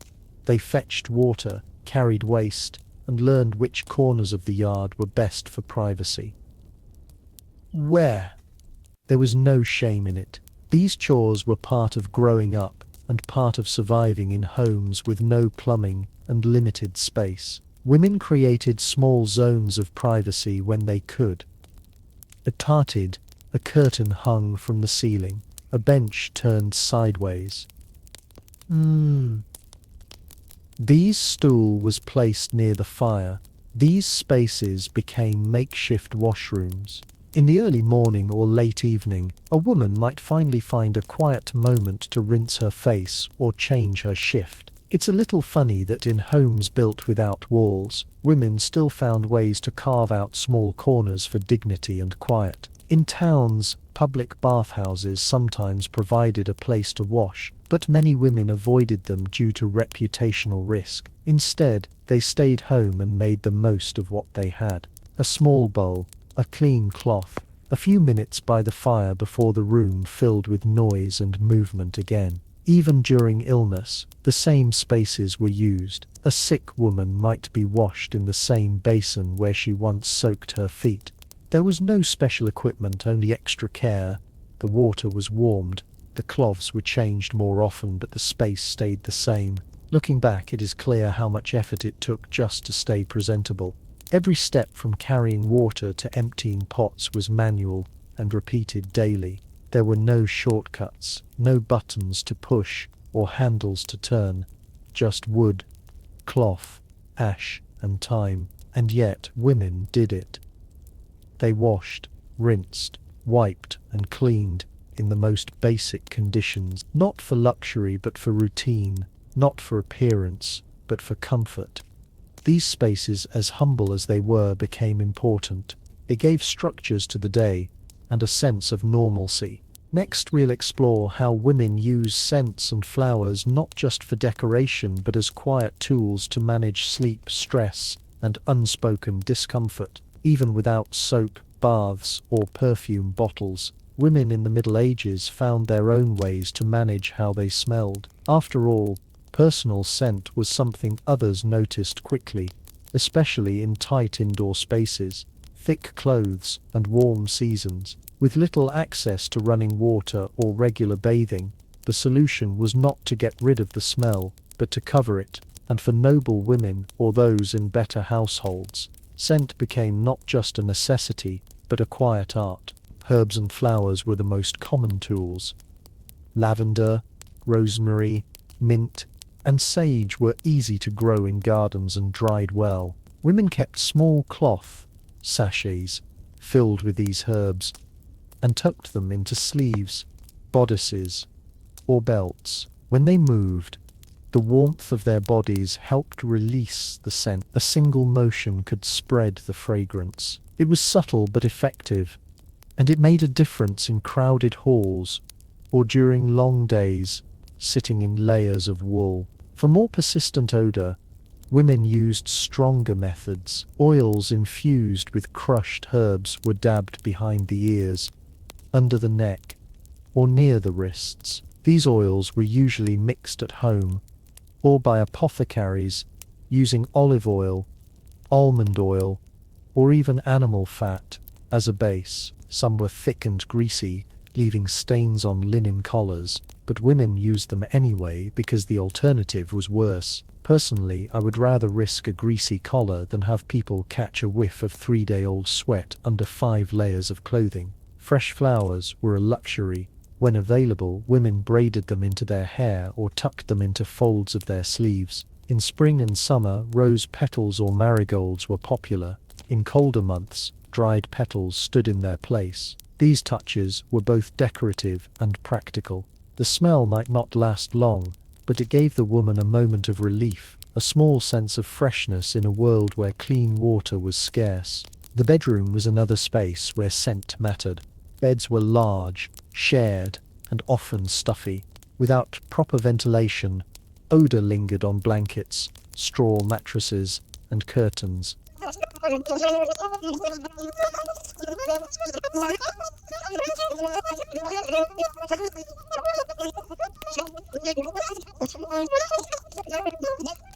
To deal with this, women sometimes tied small bundles of dried lavender or thyme above the bed.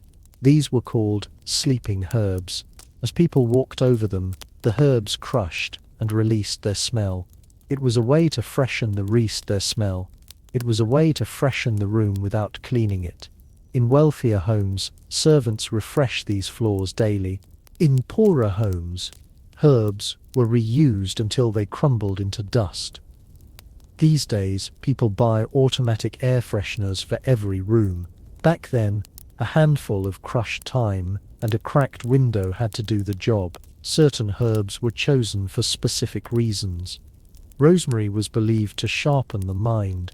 Lavender helped with sleep. Sage was thought to prevent illness. Women learned to mix and match these based on the time of day or the mood they wanted to set. While it may not have replaced bathing, it added some sense of control. For intimate hygiene, some women even applied herbs directly to underclothes. Linen strips or pads used during menstruation were sometimes sprinkled with mint or chamomile to reduce odor. This practice was shared quietly between mothers and daughters, passed down through demonstration rather than writing. It was personal knowledge, not public advice. Smelling pleasant was not just a matter of preference. It was part of how a woman was judged. A woman who smelled nice was assumed to be clean and proper, even if she had not bathed in weeks. That's the strange part about history. People didn't expect you to be clean. They expected you to appear clean. Scent became a kind of reputation. The right smell could hide poverty, illness, or fatigue.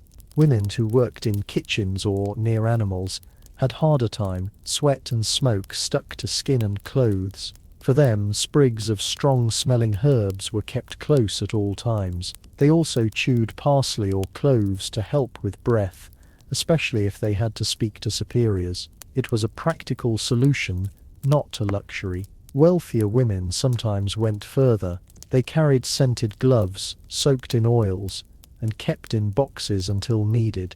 Gloves were worn to church or social visits, and when hands were raised in greeting, they released a pleasant scent. This detail became popular in noble courts and was mentioned in personal letters. A pair of good gloves could leave an impression long after the woman had left the room. It's a little funny how a bunch of flowers shoved into a sleeve could carry more social weight than an entire bath. When bathing was out of reach, scent filled the gap. And because everyone knew that real cleanliness was rare, people accepted the effort. A sprig of lavender, a scented comb, a drop of oil. These were quiet gestures, small rituals that helped women feel presentable, even confident. The rules were unspoken, but widely followed. Never let your oil bottle be empty. Keep at least one sachet under your bed pillow. If someone commented on the scent, always say it came from your laundry, even if your laundry had not been washed in a month, as there was pride in this effort, even if no one talked about it. The scent is to the founder. For some women, a favorite flower reminded them of childhood, a visit to church, or a person they missed. The smell of rosemary might bring back a memory of someone gone. A piece of linen that still carried lavender might help a woman sleep better in a cold house. These were small comforts, but they mattered. Next, we'll step into the rituals of hair care, not for style or beauty, but for one simple goal: keeping it untangled, uninfested, and under control. During religious festivals or long journeys for pilgrimages, women faced even greater challenges in maintaining personal hygiene. The comforts of home, modest as they were still better than the conditions on the road, without access to familiar spaces, tools, or water sources. Women had to adapt. Cleanliness became a matter of improvisation and endurance. Women who prepared for travel often packed a small personal kit. It did not contain anything elaborate. Usually it was a cloth pouch with a piece of soft linen, a few sprigs of herbs, and perhaps a comb. This was their hygiene kit. There were no disposable products, no bottles, no soap bars, just a few items that could be folded, reused, and tucked away. When stopping along the road, especially in groups, women looked for quiet corners, behind trees, or near low stone walls to handle quick washing. They rarely bathed. The elder water was scarce and meant for drinking or cooking. If they came across a stream, they might rinse their hands or splash water on their face, but nothing more. Full body washing was not expected, and in some cases, not even allowed. For quick cleansing, some women used large leaves like those from fig or dock plants. These leaves were soft, wide, and could absorb a bit of water or oil. They were used to wipe sweat or dust from the skin, then discarded nearby. The act was simple and fast. No one lingered.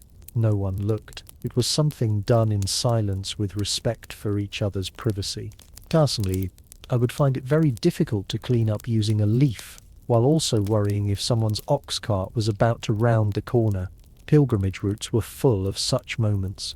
People moved together, but hygiene was handled alone. Women waited for early morning or dusk, hoping for some quiet. If they were traveling with men, they had to be even more careful. Layers of clothing helped create barriers, but not comfort. Some carried bundles of dried herbs like lavender or rosemary. These were pressed into the corners of their bags or tucked between layers of linen. The scent helped mask body odor, especially after days without bathing. The herbs also had a mild antibacterial property. Though few people thought in those terms, it simply made them feel fresher. Water for washing was rarely reserved for women. Most of it went toward cooking or shared drinking. If a stream was nearby, the water might be used for feet or hands, but during summer those streams could dry up. In winter they froze. Either way, women learned to manage without. These days we complain when a hotel room doesn't include shampoo. Back then, women crossed half of Europe with only a cloth and a twig in their pocket. Clothing helped to manage hygiene. Undergarments were changed whenever possible. A shift made of linen could be rinsed at a stopping point and dried on a rock, but that required sun, warmth, and time. Often women had neither, so they layered, one set for travel, one extra set for sleeping if they had the luxury. Most only had one. Some women fasted during holy festivals, not only for religious reasons, but to limit bowel movements and avoid needing to clean themselves without resources. Others drank less water to avoid urinating on the road. These habits had side effects: headaches, fatigue, dizziness, but they were seen as part of the journey. During menstruation, hygiene became even harder. Women carried folded cloth, reused and cleaned when possible. If there was no place to wash, they kept the used cloth wrapped and sealed until a stop allowed rinsing. Some burned them after use depending on local belief or privacy concerns. It was common for women to go without a proper bath for weeks during long religious events. The lack of access was accepted. Dirt and smell became part of the experience. No one pointed it out. Everyone carried the same burden. Clothing held everything together. The long gowns, the thick cloaks, the headscarves. They trapped heat and odor, but also protected modesty. Women slept in their clothes, traveled in their clothes, and often arrived home in the same garments they had left in. Once home washing became a priority, at large religious gatherings, some towns set up communal washing stations, but these were limited and often crowded. Water was reused, basins filled with cloudy water. No privacy, no soap, and little time. Women stood in line, waited their turn, rinsed quickly, and then moved on. It was not about feeling clean, it was about doing what was possible. It's a little funny how people could spend a whole month traveling in devotion, yet the first thing they prayed for upon returning was likely a bucket of clean water. When the festivals ended or the pilgrimage was complete, women returned home with sore feet, dusty hair, and layers of dried sweat. Cleaning up took days. Clothes were soaked, hair was combed, feet were scrubbed with vinegar or ash. The clothes in their pouches were replaced, the leaves long forgotten by the roadside. Even so, the experience was meaningful. It was difficult, yes, but also sacred. Women accepted that keeping clean during these times would be limited. Their efforts were quiet, often unnoticed. A handful of herbs, a quick rinse behind a rock, a cloth folded with care. These moments were not grand, but they mattered. The memory of discomfort stayed with them. They remembered the places where they had no water, the nights when they tried to sleep with sticky skin, the mornings when a leaf had to do. These were not glamorous stories, but they were real, and they repeated every year with every new journey. Next we'll look at how women cared for their hair, not for beauty, but simply to prevent knots, bugs, and the endless pull of tangled threads. After finding ways to mask their scent with herbs and oils, medieval women still had to consider something even more complex than poor plumbing or limited water. They had to navigate a tangled web of superstitions and taboos surrounding personal hygiene. Bathing was not just about cleaning the body, it was also tangled up with beliefs about health, morality, and even the unseen world. Some people believed that bathing too often could drain the body's strength. For women, this fear took on a specific shape. It was said that regular washing might weaken fertility, cause miscarriages, or disturb the balance of the female body. Cold water, in particular, was viewed with suspicion. The idea was that exposing yourself to water, especially during menstruation, opened the body to illness or spiritual harm. Because of this, many women avoided full-body baths when they were on their period. Instead, they focused on washing only small areas using cloths and herbal infusions. Lukewarm water was considered safer than cold. Hot water was a luxury and rarely available. The idea of temperature was more than comfort. It was a protective measure. Personally, I don't blame them. If I had to carry, boil and test every pot of water by hand, I would probably be just as cautious. Some taller, older women were especially careful. The elderly were warned not to bathe at night, even if the air was warm. People believed that warm baths opened the pores and made the body vulnerable to bad air or sudden chills. This is where the phrase catching a chill became more than a saying. It was seen as a real danger. A sudden shift in temperature was thought to let disease slip into the body through the skin. To avoid these risks, many families had rules about when bathing was allowed. Morning was safer than night. Spring was safer than winter. Women were told to avoid bathing after eating, after crying, or during storms. If thunder was nearby, water was off limits. These ideas might seem strange now, but they were part of a larger worldview where the body was open, fragile, and connected to forces beyond control. Today, people debate whether to shower in the morning or at night. In the Middle Ages, the debate was whether to bathe at all without summoning bad luck. These beliefs did not come from nowhere. People observed the world around them and made patterns from what they saw. If someone bathed and got sick soon after, the two events were connected. If a child washed in cold water and caught a fever, the water became the cause. Without science to explain bacteria or viruses, people used stories and shared knowledge to explain what happened. This kind of thinking affected not only women's hygiene but also their habits throughout life. Girls were taught early on to be careful about washing. A mother might tell her daughter never to bathe during her bleeding days, never to rinse her hair in cold weather, and never to use rainwater left in open buckets.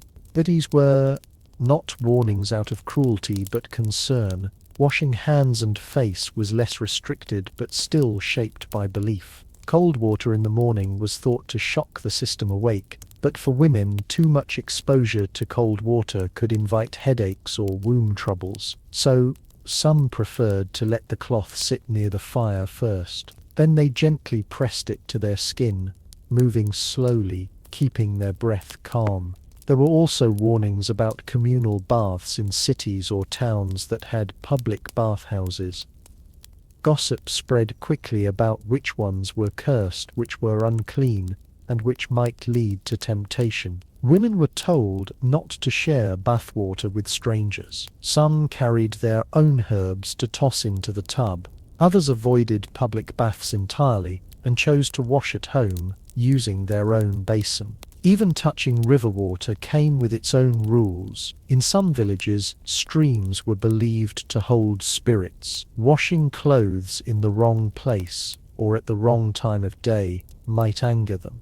Women whispered stories of those who got sick after scrubbing laundry during sunset. Whether it was real or not didn't matter. Fear shaped behavior. It's a little funny how staying clean was often seen as more dangerous than staying dirty.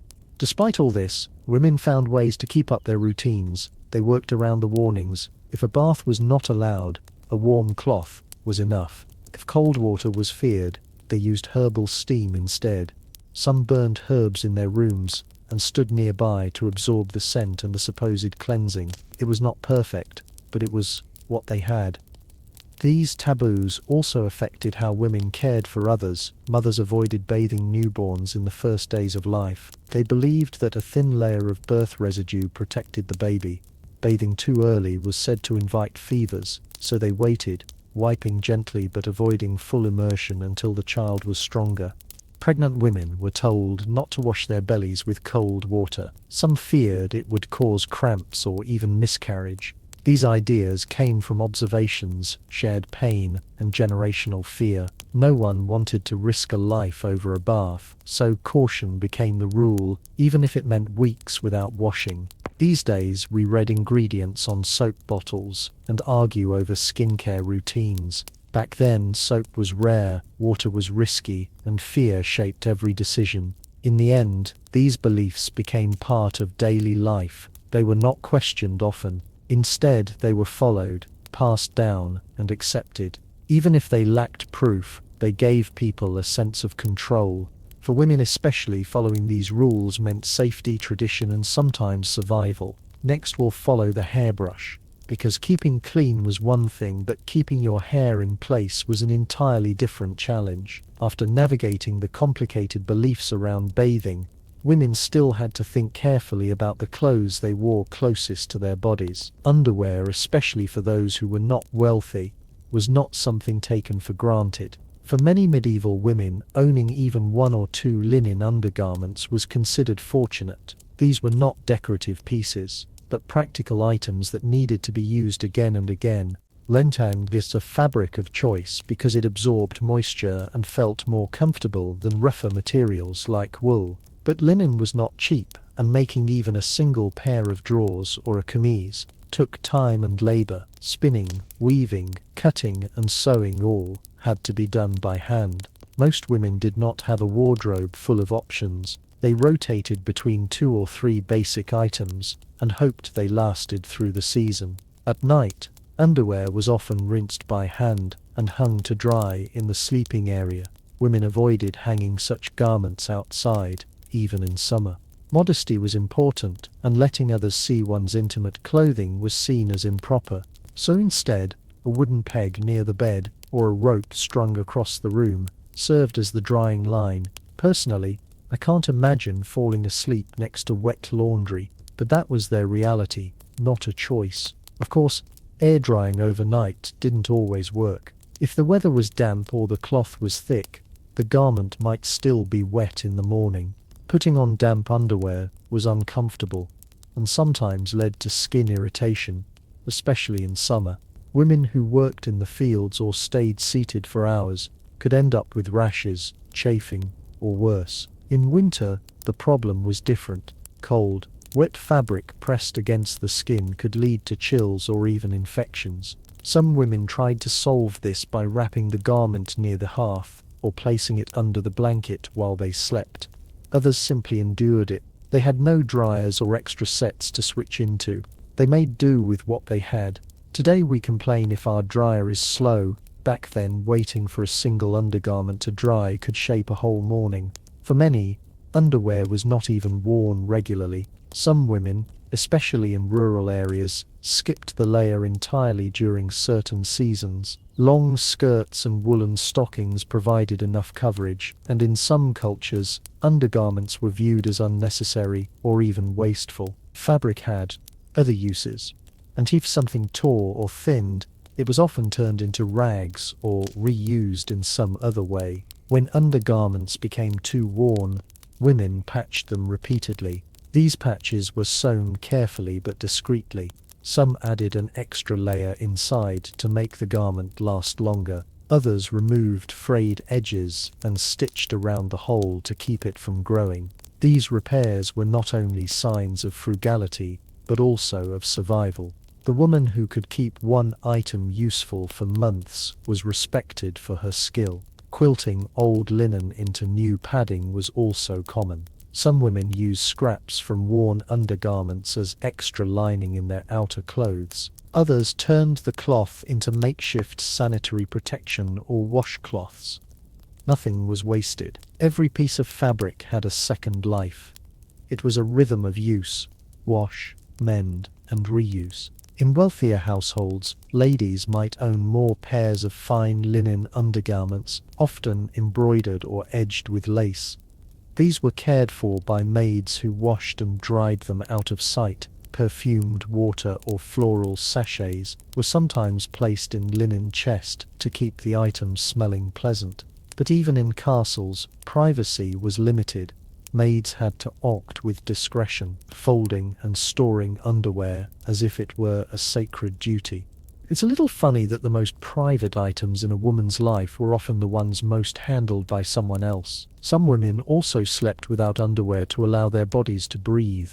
This was based on folk advice passed down from mothers or midwives. They believed that resting the skin helped prevent infections and balance the body's humors. These ideas may sound unscientific now, but they were rooted in the best understanding available at the time. Washing undergarments required care.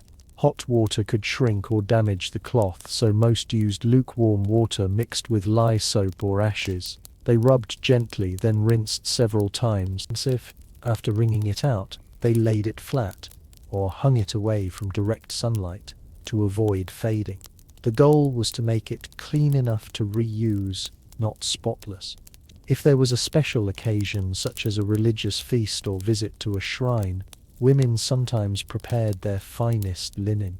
This meant ironing with a smooth stone or wooden paddle, folding neatly and perfuming with lavender or rose petals. For one day they could feel fresh, even if nothing else in their life changed. Girls learned about undergarment care at an early age. Helping their mothers rinse, sew, or fold was part of growing up. They understood the cycle of use and the limits of what they owned. A lost piece was a serious matter, not something easily replaced. During illness or childbirth, undergarments were often sacrificed. If blood or discharge stained the fabric, it might be buried or burned instead of washed.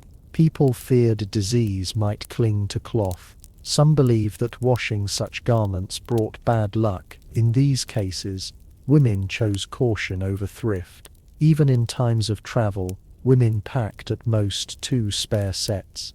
If that, they wrapped them in cloth and tucked them deep in their baggage. When they found time to wash, they did it quietly in secluded places, away from men and strangers.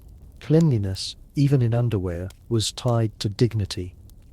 These days, buying a 6-pack of cotton briefs takes 5 minutes and a trip to the store. Back then, keeping one clean and dry felt like a victory. In every fold of fabric, there was a quiet story. A woman's health, her habits, her dignity, all stitched into something no one was supposed to see. But without it, she was vulnerable.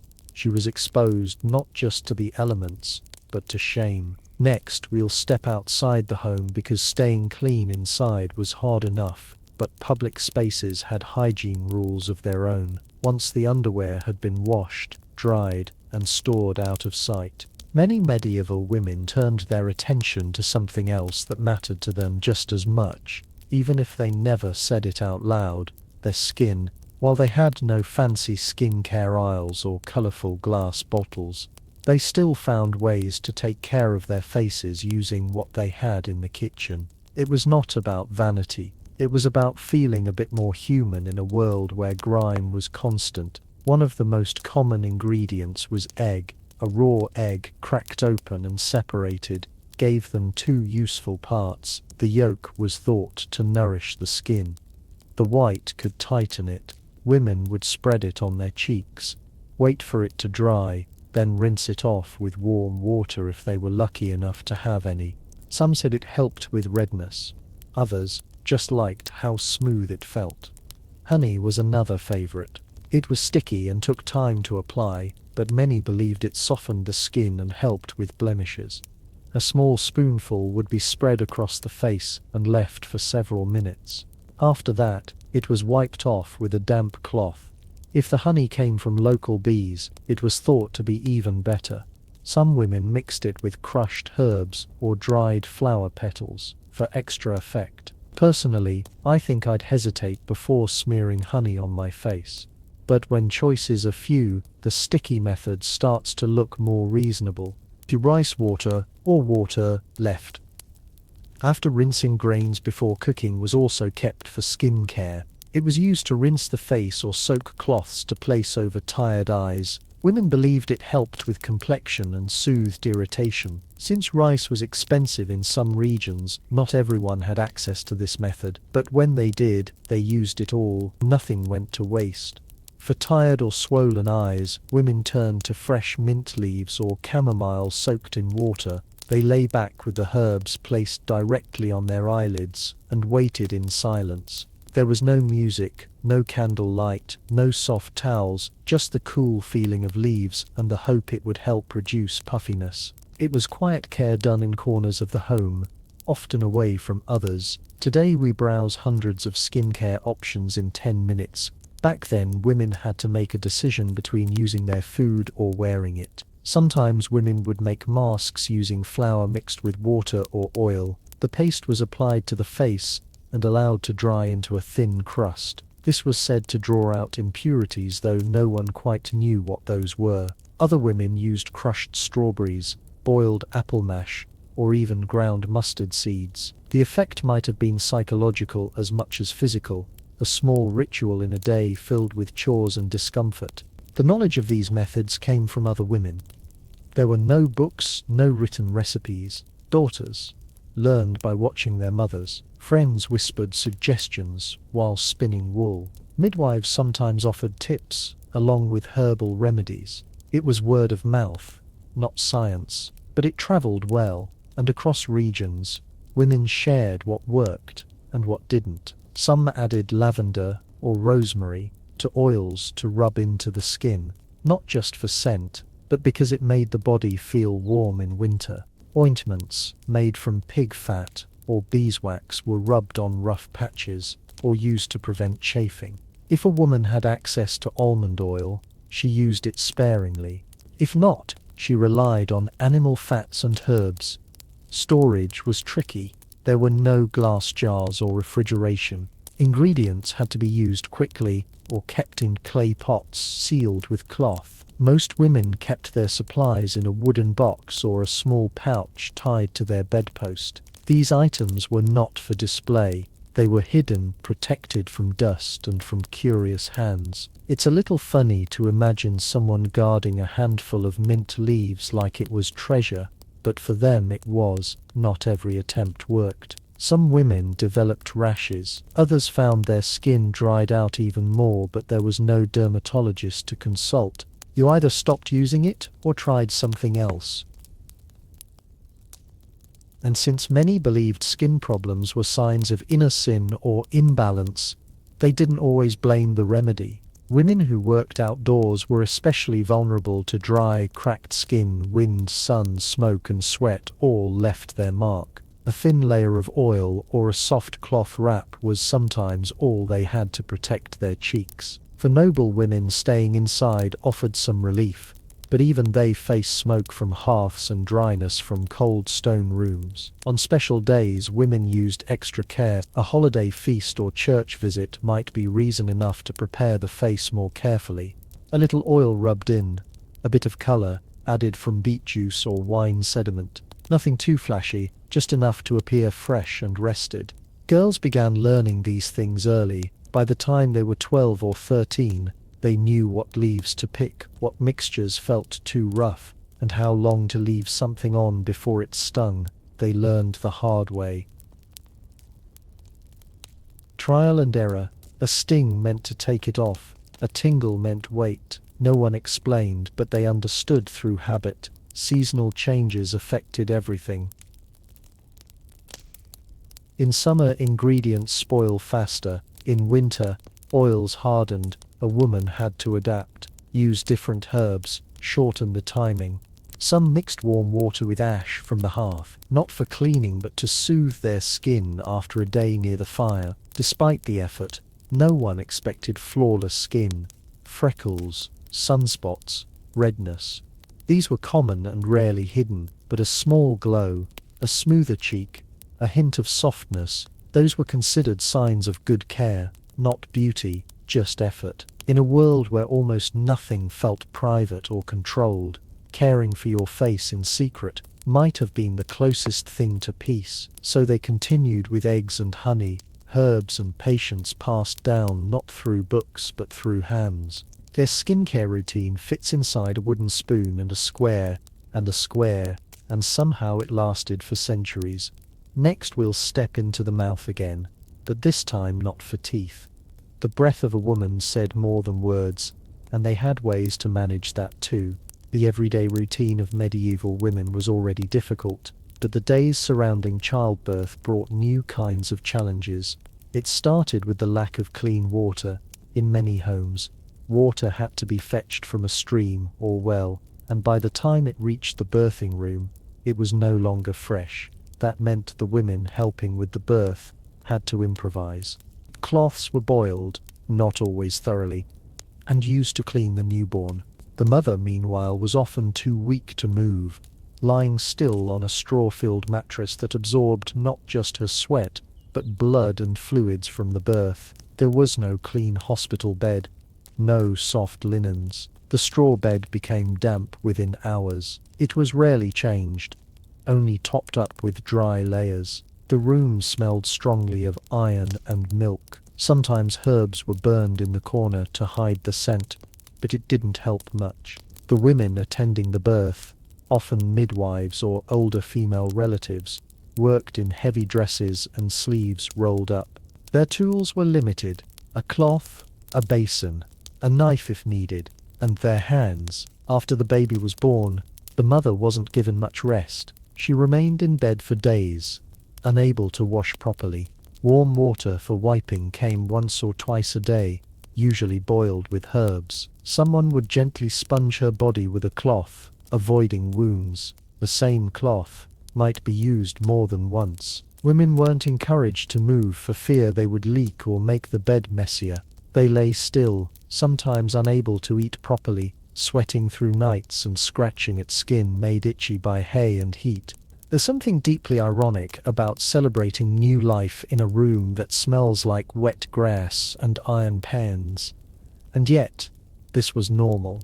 The recovery period wasn't measured by days, but by how long it took the bleeding to stop. For some, it took a week. For others, longer.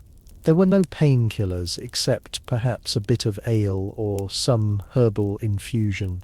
No doctor, unless the birth went badly. And if it did go badly, there were no guarantees anyone could help. One of the small mercies was the practice of herbal steaming. Women were sometimes seated over a basin filled with boiling water and herbs like mugwort, chamomile, or lavender. The steam helped ease swelling and clean the body in ways they couldn't manage with cloths alone. It was done in silence behind closed doors, with women shielding the mother from cold air and prying eyes. The process was slow and made them sweat, but they believed it helped cleanse the womb. The baby, meanwhile, was wiped and wrapped quickly. No soft baby wipes, no clean towels. Just squares of fabric, sometimes old cloth from worn-out dresses. The baby's skin was rubbed with oil or lard, then swaddled tightly. Crying was considered healthy. Too quiet and people worried too loud, and they blamed the weather. Breastfeeding began right away, if the mother was strong enough. Otherwise another woman might step in. If a modern mother had to give birth on a pile of straw with nothing but a boiled rag and a bowl of herbs, she'd probably sue the hospital. But medieval women didn't expect comfort. They only hoped for survival. The room wasn't cleaned, just left to dry on its own. Sometimes the blood dried into the floorboards. The baby slept near the mother, wrapped tightly while the house carried on around them. Life didn't pause for the newborn. Food had to be cooked. Firewood still needed chopping. There were customs, of course. Some families buried the birthing straw in the garden to ward off illness. Others burned it to erase a bad luck. The midwife washed her hands with alcohol or vinegar, more for ritual than sanitation. Women weren't allowed to leave the house until a churching ceremony was held. That could be days or weeks later. Until then, the mother was considered unclean. She couldn't attend mass, touch holy things, or be part of household events. What stays with me most is not the pain or even the blood, but how much was endured without complaint. Generations of women went through childbirth in these conditions, and many did it more than once. They knew the risks. Still, they continued. They shared recipes for herbal compresses, passed down cloths from one daughter to another, and whispered quiet words of advice that had survived centuries. There's no luxury in that story, no softness, just straw, blood, and a steaming bowl of leaves. Soon we'll leave the birthing room and turn to the difference between women of noble and peasant birth. The tools might be different, but the struggle was often the same. After childbirth, when the body was sore and the mind exhausted, what happened next depended largely on who you were. A noble woman recovering in a chamber lined with tapestries and thick curtains could expect some degree of care. Her ladies-in-waiting brought warm water, maybe even infused with rose petals or rosemary. They had soft cloths, sometimes made of imported linen, and knew how to clean the body gently. A quiet fire burned nearby, and the windows were shut to keep out the chill. But for peasant women, things looked different. They were lucky to have a roof that didn't leak. The birthing straw was taken out, and maybe if someone had time, fresh straw was brought in. Water was fetched from the stream again, cold and full of leaves. No scented herbs, just water, a piece of old cloth, and the breeze from a cracked wooden wall. The woman washed herself sitting on a stool in the corner, hoping no one would walk in. It's funny how people think wealth only means gold and clothes. In reality, it meant warm water and a second pair of hands. For noble women, bathing wasn't exactly luxurious, but it was manageable. Some households had bathtubs, simple wooden ones lined with cloth. Water was heated in kettles and poured in slowly. The lady might be helped in by her servant, then dried with care and rubbed with oils or powder to cover any lingering odor. Poor women had no such option. A bath for them meant squatting in the open or behind a curtain. In the winter they barely washed. The cold bit at their skin, and heating water was a rare treat. They wiped instead, using a damp rag or snow if nothing else was available. And once the baby came, their focus turned to survival. Cleanliness was nice, but feeding the family came first. I once heard someone say that suffering is the same for everyone. I disagree. It's not the same when you're wet, cold, and alone. The dignity of privacy was a luxury. Noble women bathed behind screens, sometimes even while seated, using a servant to hand them cloth and basin. Peasant women had to rely on family members to step outside or just hoped that no one was looking. Even the tools were different. Wealthier women had small boxes for their hygiene items. Inside might be scented cloth, combs carved from ivory or polished wood, and bottles of oil. Poorer women kept their few belongings wrapped in cloth, tucked away in a corner. Their combs were simple and cracked. Their clothes were reused until they tore. There was no box, just a corner of a shelf or under the bed. That division also affected how women were perceived. A noble woman who smelled pleasant was considered graceful. A peasant who smelled of smoke and soil was expected too. People judged harshly, even though the options weren't equal. One woman had thyme oil dabbed behind her ears. The other had hay stuck to her dress. Neither had much choice. It amazes me how women of different classes shared the same body, yet were treated as though they belonged to separate species. That contrast wasn't just about money. It shaped the daily routine. One woman dried herself with linen, another waited for the sun to dry her back, and then came the question of silence. Noble women were expected to keep their hygiene private. Servants were trained to look away, to never speak of what they saw. It was a kind of invisible rule known by all, but written by none. For peasants, there was no such protection. Washing was often done near animals, near children, near husbands. There was no shame, but also no mystery.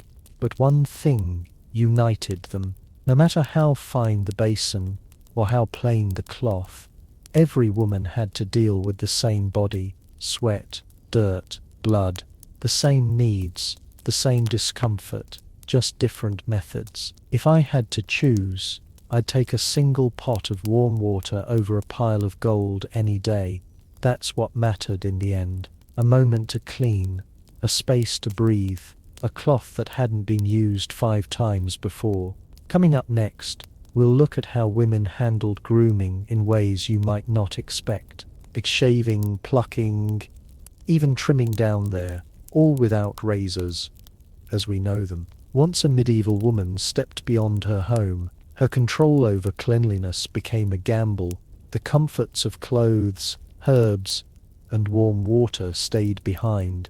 There were no public restrooms, no private corners designed for personal needs, and certainly no understanding from society if something went wrong. A trip to the market or a journey to visit family might seem simple today, but back then it meant navigating a whole day with almost no hygienic infrastructure. Before leaving the house, women prepared in small ways. They tied a cloth bundle under their apron or slipped a rag into a pocket, if their dress had one. Wealthier women might carry a pouch containing dried herbs or a small vial of scented water. This wasn't luxury. It was a basic strategy. These items were used not only to refresh the hands and face, but to help mask any body odor that built up under thick, unventilated layers of clothing. They knew that after a few hours of walking, working, or even standing in the heat among people, their bodies would start to sweat. There would be no place to freshen up once the day began. If you think forgetting deodorant is bad, imagine being stuck all day in the sun with wool skirts, and only a rag to help you. For most women, this was normal. They couldn't count on finding privacy outside the home, so they learned how to manage. A quick moment behind a hay cart, a pause behind a tree near the churchyard. In some villages, women waited until the streets cleared out, then slipped into a quiet corner of the marketplace, hoping no one was watching. There was no shame in it, just a quiet code of survival. They often avoided drinking much before leaving, just to reduce the need to relieve themselves. But bodies don't always cooperate, so when nature called, they did what they had to do. Sometimes a cloth was laid down, sometimes just lifted quickly, and afterward they wiped with a bit of rag or even a clean section of their underdress. That piece of cloth would be folded away discreetly, kept until it could be rinsed at home in the process of their own wash basin. No one ever spoke of these routines out loud. They weren't taboo, just silently understood. I admire how quietly they handled something so difficult, with no complaint and no support. There was no education about hygiene, no suggestions from elders on what to pack. Everything was learned through observation, trial, and the occasional whispered advice from mother to daughter. Girls learned which parts of their dress could be sacrificed, how to fold cloth to catch moisture, and when it was better to wait than to risk being seen. When walking to nearby towns or heading out on long pilgrimages, women adapted their routine even more. Some carried extra rags tucked into their sleeves or bundled with bread and dried fruit in a cloth bag. They selected darker underclothes for travel, knowing stains would be less obvious. If they menstruated during travel, things became far more complex. Some fused folded wool or soft straw, layered between layers of linen. Others stayed home entirely during those weeks, fearing the embarrassment of having no clean place to change. The weather made everything worse. In summer, sweat mixed with dust and stuck to every crease of fabric. In winter, water froze in pouches and hands became too stiff to manage cloth properly. And yet, women went out. They visited relatives, took care of errands, and participated in markets. Some even gave birth on the road, and still their first instinct was to clean what they could with whatever was nearby. It might be snow or a jug of cold water carried for miles. No one had hot towels or clean gloves. They used what they had and kept moving. Compared to today's travel kits, they basically had a rag and resilience. But it worked more or less. They kept their dignity through preparation, a little foresight, and a lot of quiet adjustment. Some women even carried herbs like rosemary or lavender tied to a ribbon and pinned to their inner layer of clothing, just to keep a pleasant scent nearby. It didn't eliminate odor, but it softened it. On market days, things got especially crowded. The stalls were packed, animals moved through the streets, and smells mixed together in overwhelming layers between raw meat, human sweat, and manure. No one had hot towels or clean gloves. They used what they had and kept moving. Compared to today's travel kits, they basically had a rag and resilience. But it worked more or less. They kept their dignity through preparation, a little foresight, and a lot of quiet adjustment. Some women even carried herbs like rosemary or lavender tied to a ribbon and pinned to their inner layer of clothing, just to keep a pleasant scent nearby. It didn't eliminate odor, but it softened it. On market days, things got especially crowded. The stalls were packed, animals moved through the streets, and smells mixed together in overwhelming layers between raw meat, human sweat, and manure. No one had hot towels or clean gloves. They used what they had and kept moving. Compared to today's travel kits, they basically had a rag and resilience. But it worked more or less. they kept their dignity through preparation, a little foresight, and a lot of quiet adjustment. Some women even carried herbs like rosemary or lavender tied to a ribbon and pinned to their inner layer of clothing, just to keep a pleasant scent nearby. It didn't eliminate odor, but it softened it. On market days, things got especially crowded. The stalls were packed, animals moved through the streets, and smells mixed together in overwhelming layers between raw meat, human sweat, and manure. What stays with me is not the hardship, but how they planned around it so calmly. A sprig of mint, a small bottle of rose water, a folded piece of cloth, and an exit strategy. That was their survival kit, and it worked because it had to.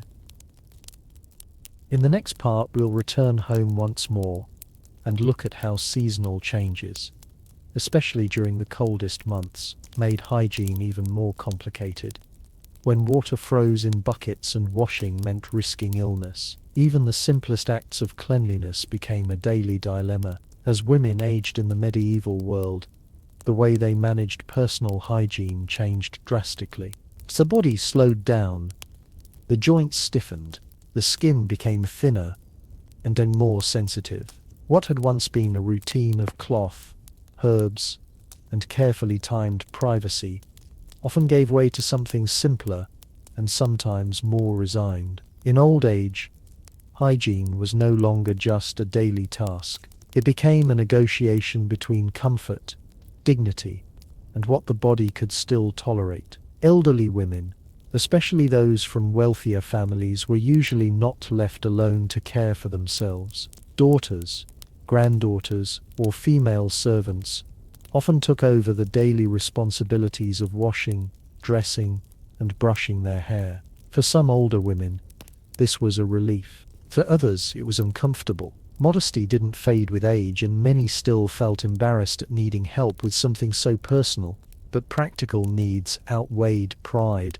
A helping hand was better than slipping on wet stone or freezing from an attempt to wash alone. I sometimes think the hardest part of growing old is letting someone else scrub behind your ears. In noble households, the elderly might have access to warm basins, scented cloths, and gentle care. The water was usually infused with warm wine or herbs like marjoram or thyme to soothe the skin. They were wrapped in thick linens after being cleaned, often in front of a fire. The servants doing the work were discreet and trained to say nothing. Silence was part of the job. In peasant homes, the experience was rougher. There were no special tubs or expensive cloths. Washing happened by the hearth or in a corner of the room, sometimes with snow in winter or lukewarm well water in summer. A daughter-in-law might dip a rag in warm beer and wipe her mother-in-law's hands and face. That was the extent of a bath in some seasons. Full body washing was rare, too dangerous, too difficult, and as some believed, too unhealthy. Elderly women often refused to bathe in water altogether. They feared the chill, even with a fire burning nearby. Some thought their bones would ache worse after a bath. Others simply didn't want to be seen naked at that age. Instead, they requested warm cloth, soaked in wine, or asked to be rubbed down with herbal vinegar. This method removed some sweat and odor, but it wasn't thorough. Over time, the smell of the body simply became part of the room. Compared to modern elder care, where routines are written on whiteboards, these women managed with memory, patience, and wine-soaked rags, and no one complained. Smells were part of life. When someone visited a home with an old woman, they expected a certain mustiness in the air. It wasn't offensive, it just was. People knew that once the body aged past a certain point, it lived by different rules. Tooth care also faded as women aged. If they had any teeth left, they might still rub them with a cloth dipped in salt or herbs. But many elderly women lost teeth early and simply stopped bothering. They ate softer foods, soaked bread in broth, and spoke carefully. A toothache in old age could be life-threatening, as few dared attempt extractions. Infection was feared more than foul breath. Hair became thin and white. Some let it grow and tied it under simple linen caps. Others had their family help trim it short.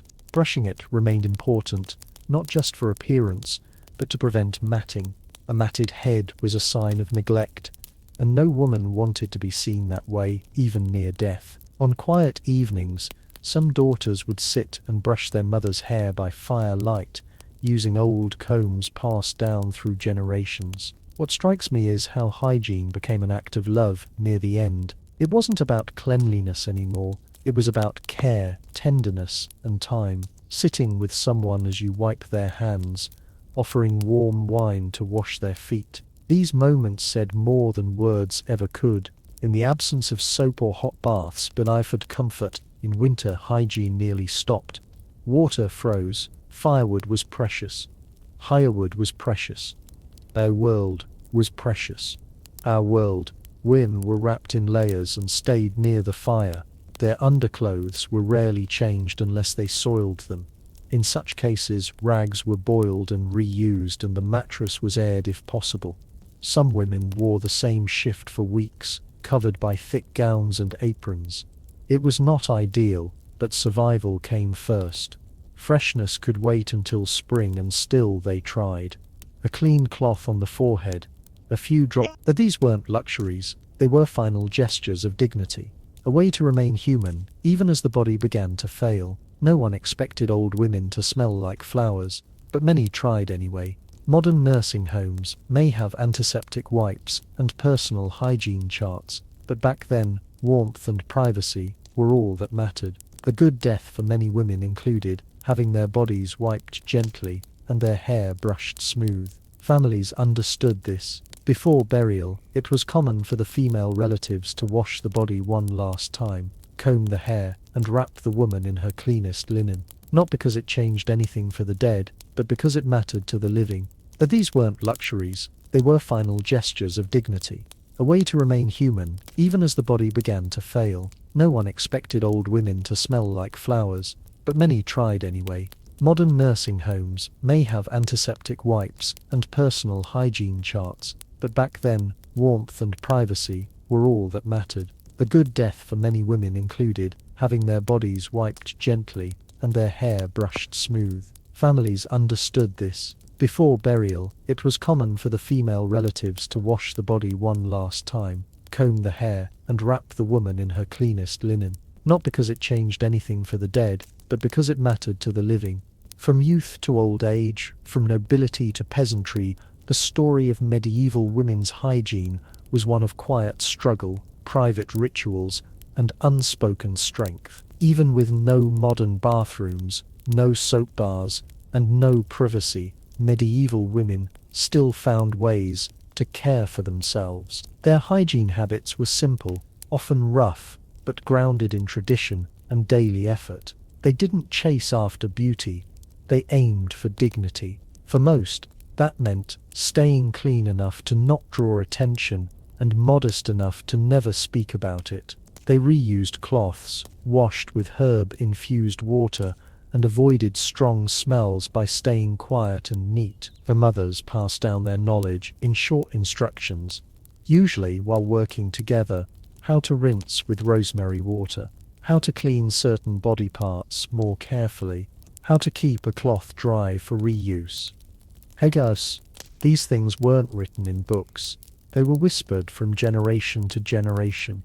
They probably knew more about how to stay clean with 5 items than we do with 50.